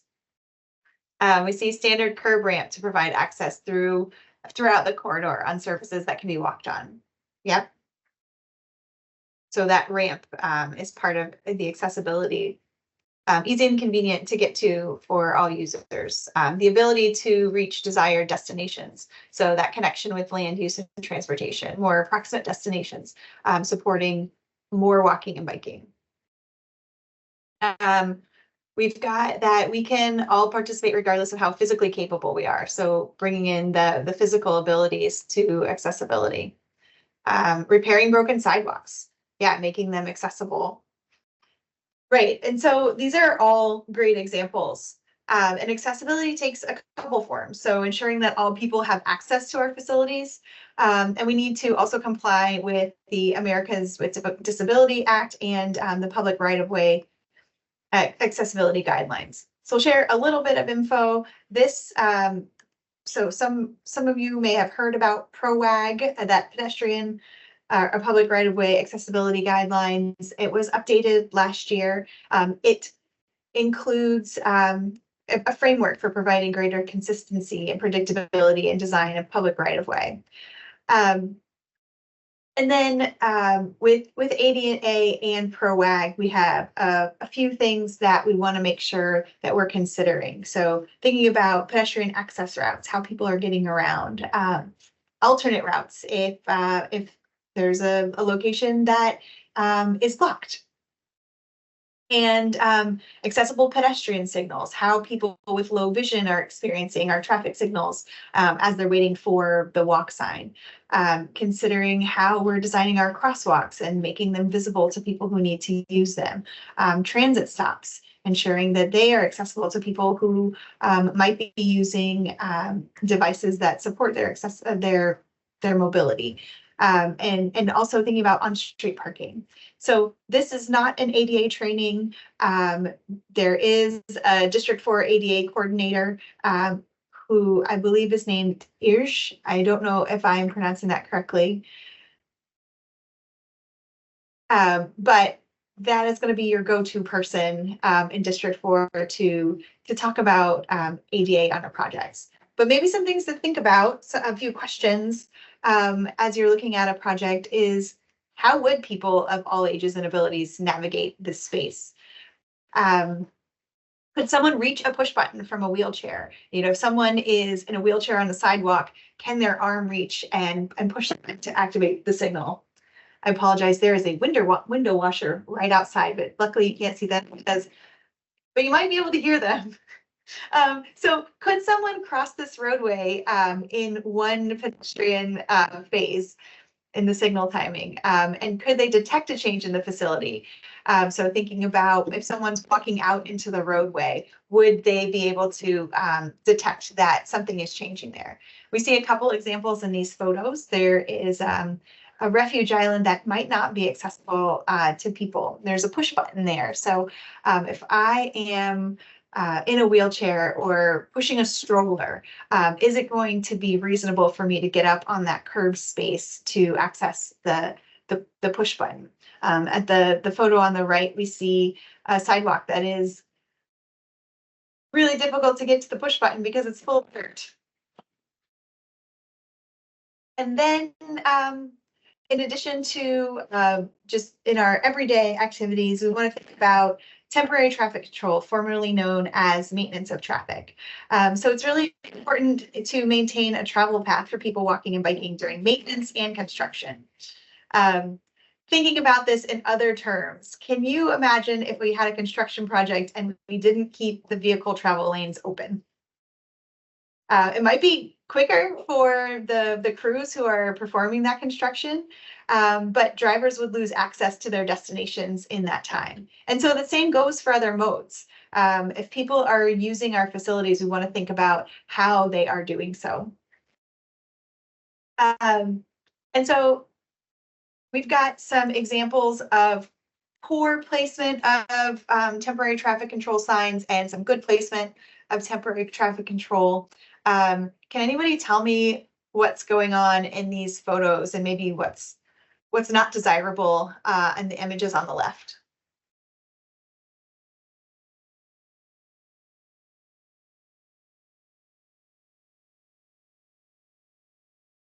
We've got a beautiful sign that says to give cyclists space. Yeah, but it happens to be blocking the cyclist path. Yeah, signs are in the bike lanes. Great, and even in the bottom one, it looks like there's a pedestrian warning sign right there. So maybe this is a location where someone has identified that there's a crosswalk, but yet we're just popping our signs up to let the drivers know what to expect without thinking about how other modes might get across.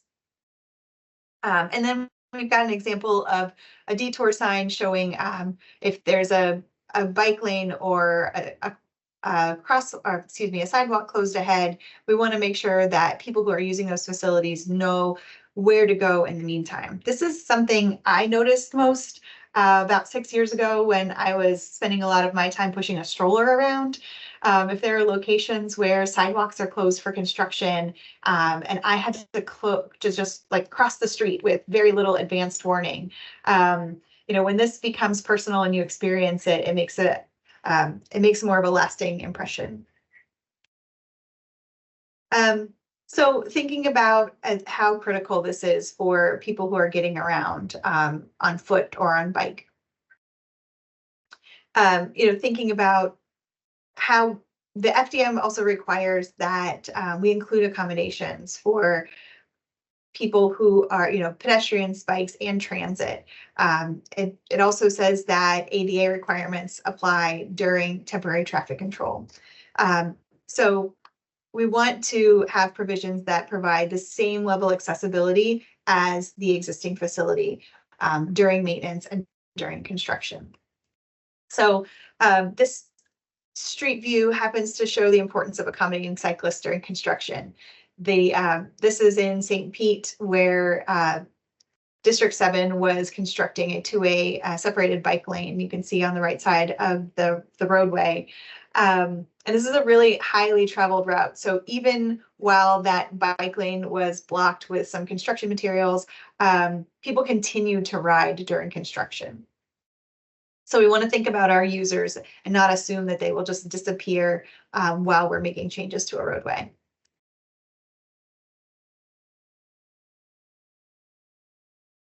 Are there any questions before we continue into some of the countermeasures and treatments?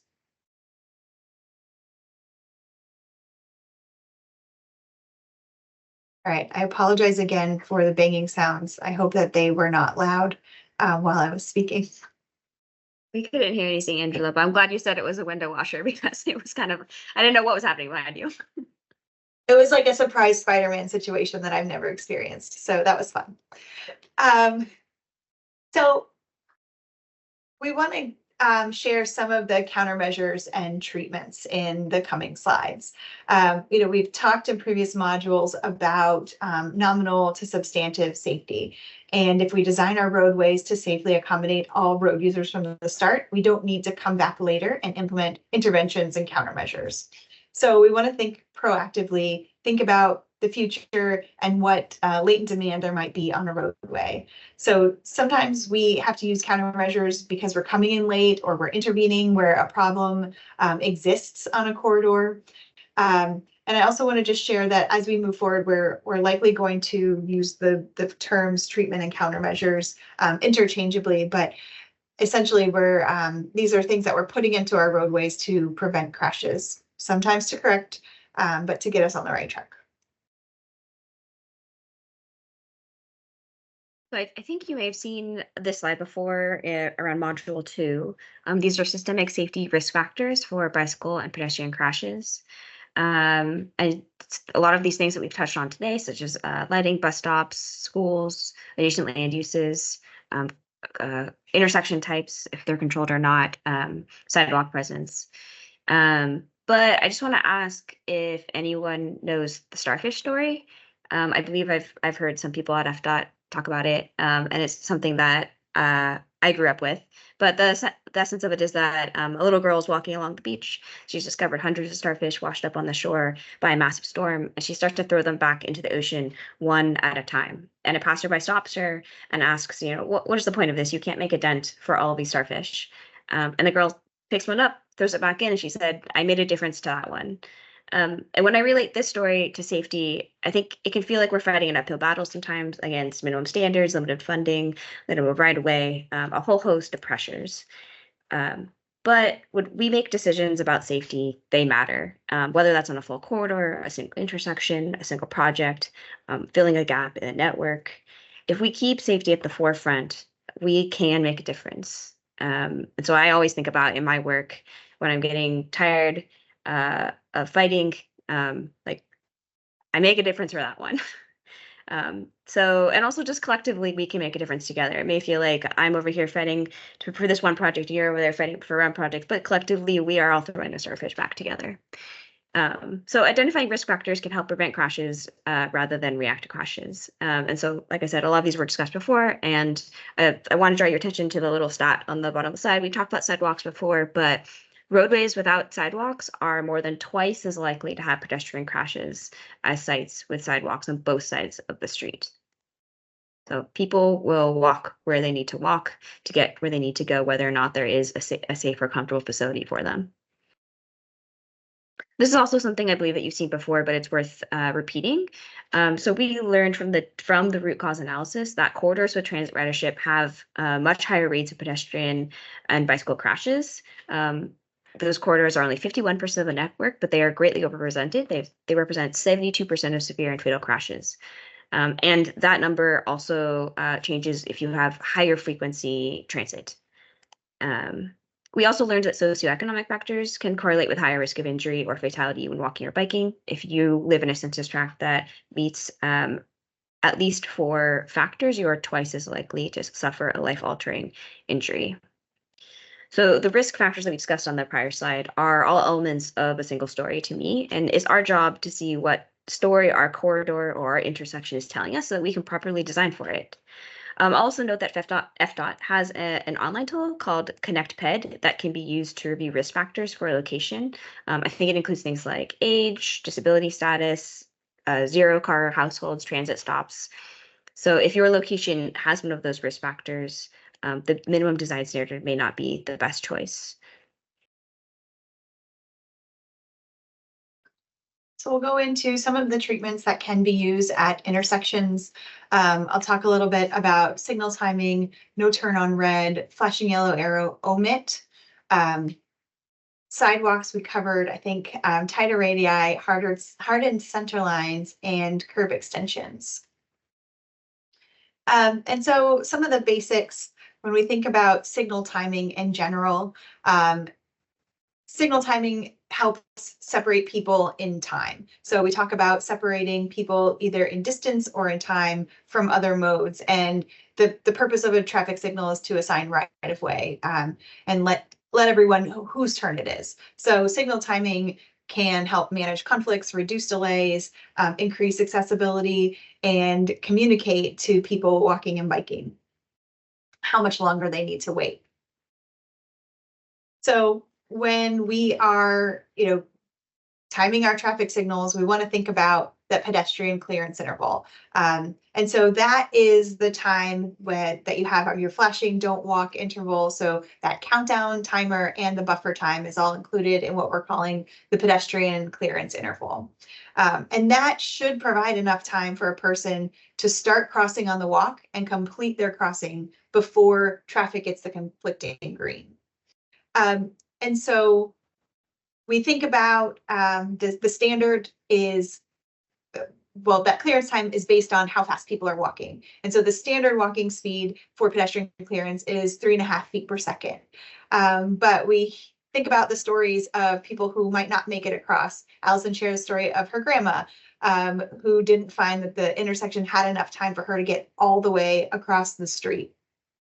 And there is flexibility in the TEM, so the traffic engineering manual, that can allow a walking speed of less than 3.5 feet per second if we have justification and we document that. So if we know that there are land uses and users in that area who have a slower walking speed, maybe it is older users, maybe it's younger ones, maybe we're next to a school, we can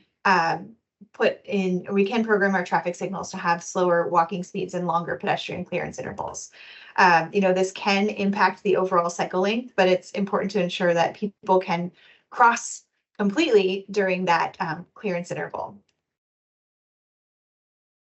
Next we have flashing yellow arrow and flashing yellow arrow omit. So before we talk about the omit, I just want to kind of lay the groundwork on what the flashing yellow arrow is. DOT adopted it about 10 years ago, and Florida was one of the leading agencies that were putting in flashing yellow arrows as standard across the state. I know sometimes we have with our strong wind loading standards, it can be challenging to swap out traffic signal heads because the flashing yellow arrow involves or requires a 4-section head that you see in the photo on the right. But essentially a flashing yellow arrow is another way to show protected permissive left turn phasing or just permissive left turn phasing. What happens, I think most of us have experienced this on our roadways, but when the flashing yellow arrow comes on, it signals to drivers that you may proceed with caution, so you can turn left.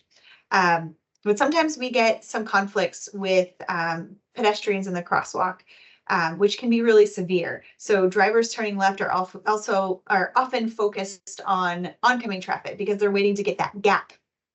And pedestrians sometimes have the walk sign during those permissive left turn phases. So one of the recommendations is to include the sign that's on the previous slide, the turning vehicles yield to pedestrians. And then another option we've got in the signal timing side is to omit the flashing yellow arrow if a pedestrian calls the signal. So one of the benefits of a flashing yellow arrow is that it can be timed. It can be programmed by time of day. So that means that same signal head might have protected permissive, meaning that a driver gets the green arrow and later they'll get the flashing yellow arrow, which means they can go if they have a gap in oncoming traffic. But the same 4-section head can be programmed to be protected only. So if there are times of day when we know that that it's going to be safer for all of the users in an intersection, you can program it to only give the green arrow, yellow arrow, red arrow, no flashing yellow arrow. It would be drivers can only turn left when it's protected. And an option that we've got is flashing yellow arrow omit. So the third option is when a pedestrian in the conflicting crosswalk pushes the button to get the walk signal, that signal automatically goes protected only, meaning that it skips or omits the flashing yellow arrow portion of that phase. So it means that drivers waiting to turn left have to wait until the next cycle to get the green arrow and make that turn. The idea here is to prevent those conflicts with turning vehicles and pedestrians in the crosswalk.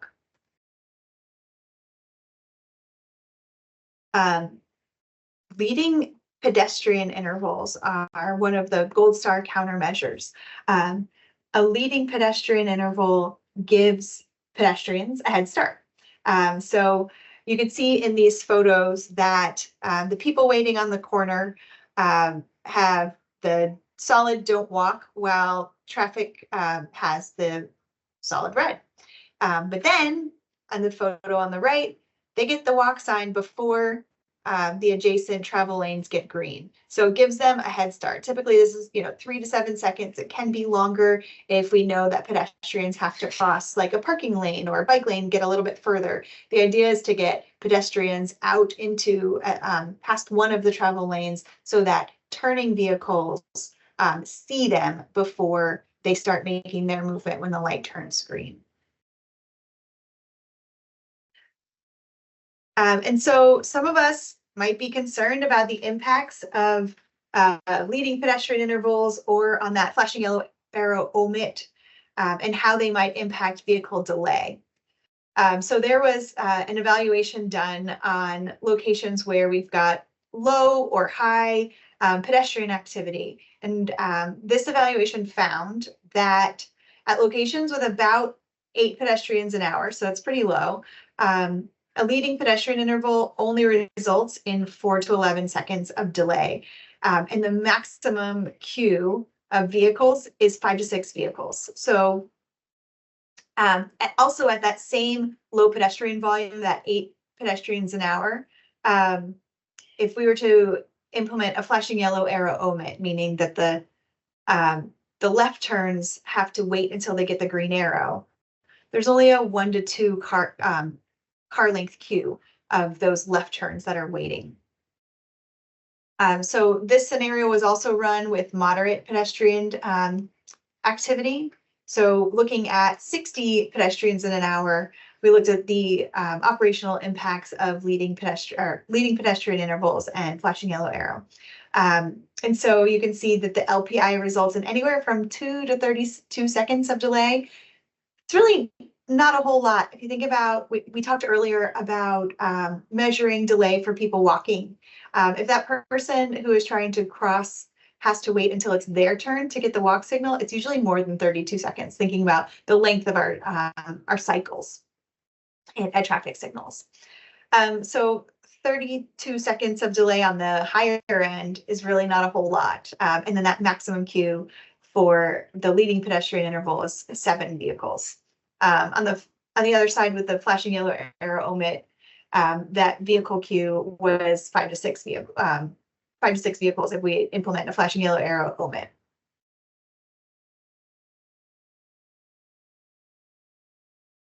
So a couple resources, there's some information about this in chapter 3 of the TEM, and then some national resources through NCHRP, and we've got a link to an LTAP video. We are coming up on time, so I'm going to try to speed us up. No turn on red. Essentially, if we know that pedestrians are crossing in a crosswalk, we want to prevent people turning in their vehicles to prevent that conflict. So you can see this can be a static sign at the top or a blank out sign we're shown on the bottom. And I think if we advance the slide, we'll see that the same intersection, when it's not no turn on red, because the blank out sign is programmed to only come up during certain times, it shows the message yield to peds. We've talked about sidewalks. They're part of the street. They're not something that we just add on later. Tighter radii, where we've got people turning at locations, the larger that radius, so the wider that the turn is, the faster people can go. So tightening up the radii can slow turning vehicles, reduce crossing distances for people who are crossing that side street, and it can improve visibility for people who are approaching. Hard and center lines are another treatment that we can consider. So a hard and center line is something that we physically put on the center line, maybe on the double yellow median. Sometimes it shows up in other forms. But if we're looking at vehicles who are turning left onto that, you can see the 2 figures on the left.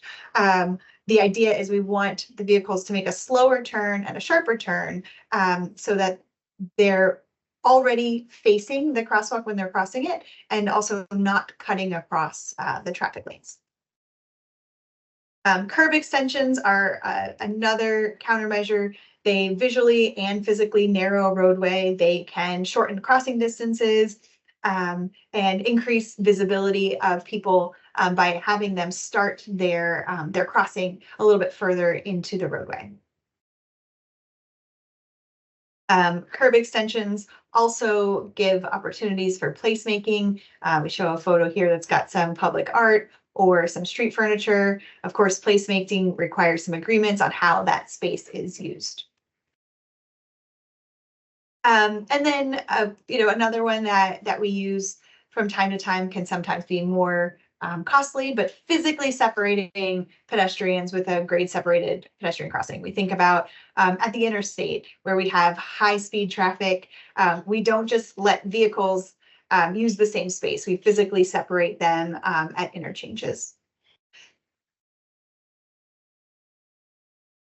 All right, take a breath, Angela. Get some water. We're almost done. Next, we're going to talk about a little about mid-block crossings. Mid-block crossings are often because there are generators on either side of the roadway, such as a grocery store across from apartments. I definitely had a grocery store across from my apartment when I was in school, and I did a lot of mid-block crossing. Also, transit stops. This is a great picture of someone who is getting off or on a transit stop and crossing the roadway. I was going to say also that people walking take the most direct route to their destination. So even if there is a signal just a quarter of a mile away or even a little bit closer, if it's faster and easier for them to take that mid-block crossing, they probably will follow their heart and their desire line. If that means crossing even a higher speed roadway where there is no signal.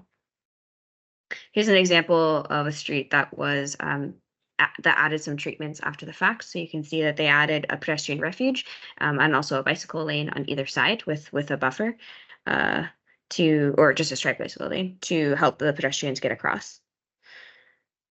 This is a mid-block, so mid-block treatments such as lighting, striping, signals, signage. These can all facilitate and coalesce to make more convenient crossings. So we talked about long distances, connectivity, directness between designated crossings and pedestrian generators. Parking lots is another one. So if you have a parking lot on this side and you have a library on this side, you're probably going to see people make that mid-block crossing. High visibility style crosswalks. We also call these special emphasis crosswalk markings. They're FDOT standard at all signalized intersections and places where you're crossing a state roadway. So we're already doing a lot of these in the state of Florida. Mid-block crossings where we're marking those, we may have several treatments that can be considered for improving safety at mid-block crossings. So on the next slide, we see kind of a list of those that we'll run through quickly. Marked crossings, you can then supplement those with rectangular rapid flashing beacons, RRFBs, pedestrian hyper beacons, or types of pedestrian signals. And when you are considering what that looks like, you can refer to this table, or there's an interactive spreadsheet in the FDOT traffic engineering manual. But it considers the type of path, context classification, speed, number of lanes crossing, and more. This is not intended to be a completely definitive, this is the type of crossing you must do. It's intended to also have some judgment applied in what the best type of crossing and markings are for your location. So advanced warning signs can supplement a marked crosswalk. Then we can look at raised pedestrian crossings. It's kind of like a speed hump. They are allowed on state roadways with lower speeds. It brings that crosswalk up to sidewalk level and improves visibility for people crossing. Lane narrowing. This is an opportunity it's similar to curb extensions in a way, or if you're narrowing the width of the travel lanes, it can reduce the crossing distance for people who are crossing. It also can have a traffic calming effect, so slowing some of that traffic down. Rectangular rapid flashing beacons use an irregular flash pattern to get the attention of drivers to let them know that they need to yield. They're activated by pedestrians. They're typically used to supplement warning signs at mid-block crosswalks. On high volume crossings where we have a lot of people crossing, but we have lower speeds. So this is, applicable at speeds of 35 or slower. A pedestrian hybrid beacon. I think we know these pretty well within Florida. These are dark when they're not activated. Pedestrian pushes the button. It alerts drivers that they need to stop. And then the flashing red allows drivers to proceed after a pedestrian is finished crossing. You've got full traffic signal control if you meet the warrants within MUTCD for a full pedestrian traffic signal. There is some flexibility in the FDOT TEM on applying those pedestrian volume warrants now. And then there's something new, mid-block pedestrian signal. FDOT has an FHWA request to experiment to implement this new experimental device. It looks just like a traffic signal, so someone who's approaching in their vehicle sees it as a green light, a yellow light, or a red light. The only difference is that after a pedestrian, pushes the button, it makes the traffic signal turn red for drivers. The pedestrian crosses, and at the end of that clearance interval, so the end of the walk, don't walk, the signal flashes red. So it doesn't go straight to green, it flashes red so that if a pedestrian has already finished their crossing, a vehicle after they're stopped can proceed along. And then we've got some crossing islands. Go ahead. Okay. Just really quickly, pedestrian crossing islands or these refuges can be included in roundabout designs, which is what you're seeing on there on the left, or they can be included as these Z-block crossings, which you're seeing there on the right. And they are defined by pavement markings, raised medians, or these islands to separate the motorized traffic and the non-motorized users. This is another picture of, I think it's also a roundabout, people using the roundabout. And then we'll quickly talk about transit loading zones. So again, transit stops are pedestrian and bicyclist generators. Some people do bike to transit. Access to transit should also consider that first mile, last mile, the directness to and continuity and comfort. There is this improving safety for pedestrians and bicyclists accessing transit guide. But ultimately, we want riders to feel safe and comfortable getting to and from, as well as waiting for the bus. I also would note that transit loading zones can be mode block, or they can also be near far side or near side towards an intersection. So we want to proactively consider transit and bring the agencies in early as well. So we want to bring our internal staff in, but we also want to bring an transit agency staff in as well to have these conversations. We want to consider how they're getting to and from the bus. Are they walking, are they biking? Are they getting dropped off? Where is the stop in relation to other generators? I think we have kind of gone over a lot of this, so I can skip ahead. And then we're going to quickly talk about bicycle treatments. So a bicycle signal is much similar to the signals that Angela was talking about before. We really want to separate those modes and the conflict movements so we can make those operations clear at the intersection for the bicyclists and separating their movement out from the other conflicting motorist, transit, and pedestrian movements. So that bicycle signal there on the left really is helpful to simplify those movements through the complex intersections. Bicycle boxes, I'm not sure if anyone has ever used a bicycle box or seen one. It increases the cyclist visibility at those intersections. So it's this green box that you see there. And it can reduce signal delay for the cyclist and also prevents those right hooks. So the cyclist would go, I think you can see my mouse, would go here, and that positions them in front of the vehicle traffic waiting for the light, and can facilitate that left turn positioning. This is an example of someone who's not using the bicycle box that is provided for them.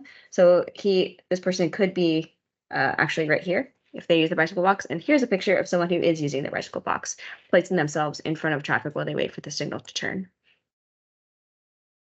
There is something called a two-stage left turn cue box, which can be a little bit confounding. So I'm going to show on the next slide how it works, but it facilitates that safer left turn movement for cyclists. I don't know if anyone is an avid cycler or just has ever cycled somewhere and tried to make a left turn. It can be pretty harrowing and scary, especially if I fall also in that interested but concerned group. I'm definitely not one of those very confident people who can just blow through to get to the left side. So your options are often to either like go onto the sidewalk and make that pedestrian type turn, or use these two, if they're provided, use a two-stage left will turn cue box.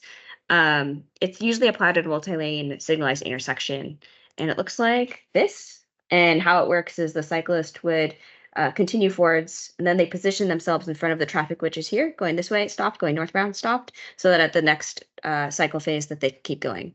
So it's similar to that box that we saw before, but it's just allowing this cyclist to pre-position themselves coming from the opposite direction. All right, so we have shared all of the countermeasures and treatments that we will share today. I want to share a few additional resources. FDOT has already great inventory in eTraffic and Connect Ped that have some layers where you can find examples of where many of these countermeasures have been implemented across the state. So if you're interested in, what does that actually look like? You can pop into eTraffic or Connect Ped, click on that layer, and then hop into Street View and actually see what it looks like. Or if it's in your district, drive out, experience it in real life. Of course, the root cause analysis that we've talked about in several of these the design manual. I mentioned the Alert Today Florida has tip cards and materials on the educational side, and then on the national guidance from AASHTO, NCHRP, FHWA. Several resources. And as we wrap up, we wanted to hear what you took away from today's marathon of a presentation. Is there anything that sticks out to you, or is there something that we missed?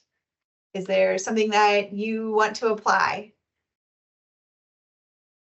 This is Lois real quick. I was surprised there was no mention, or I missed it, of freight, particularly like when you talked about the turning radii, the treatments that can accommodate trucks that also accommodate shorter radii, that sort of thing. It may Thanks. be in there and I missed it. We were trying to get it into a 2-hour time frame. To answer that question though, a lot of the truck turning pads, similar to what's around a roundabout, or the overtracking pads, can be used to bring in corner radii to a tighter radius, but still let the trucks overtrack. The other thing too is considering what we consider to be the like our design and our control vehicles, plus allowable encroachment. Like we have an idea that if a WB62 exists, that's going to be the vehicle we design it for. But then since we're on pedestrians, the flip side is we have to have 20 pedestrians an hour before we accommodate pedestrians for mid-block, right? So like there's a bit of a standard there. So District 7 actually has a really good guide that they did with some local freight organization. It's the I'll see if I can drop it into the chat.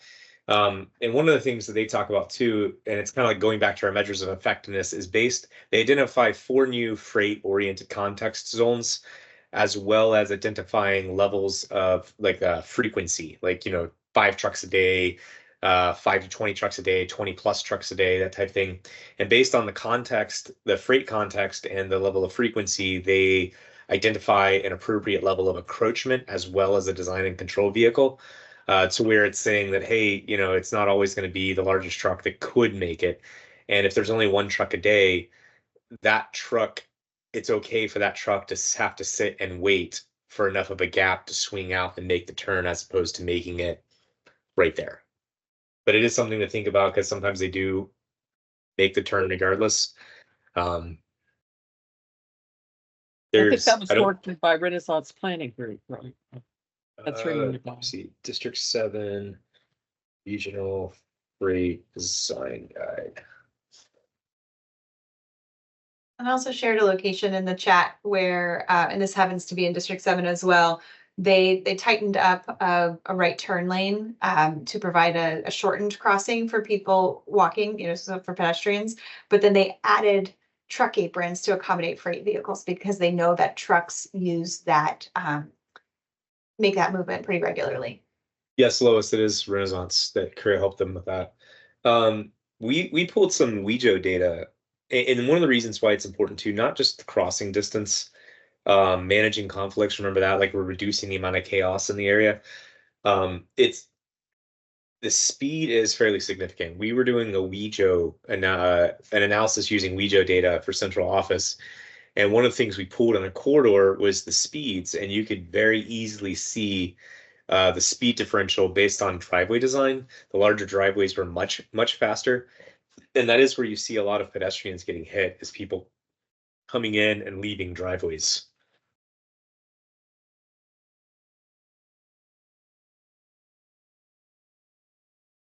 So our final message, we want you all to remember that all modes should be designed for, then we maximize the remaining space and context for the context and users. We want to remember that a presence of a feature doesn't mean that it's usable. So we don't just want to assume, oh, we put it there. That doesn't mean that everyone will be able to use it. And when we put safety first, we can make decisions that can be life altering. And that's because our target is 0. So as we wrap up, we just want to remind everyone of our overall goal of 0 fatalities and serious injuries. Here's our call to action. And any other final questions, or are you all ready to go have some lunch?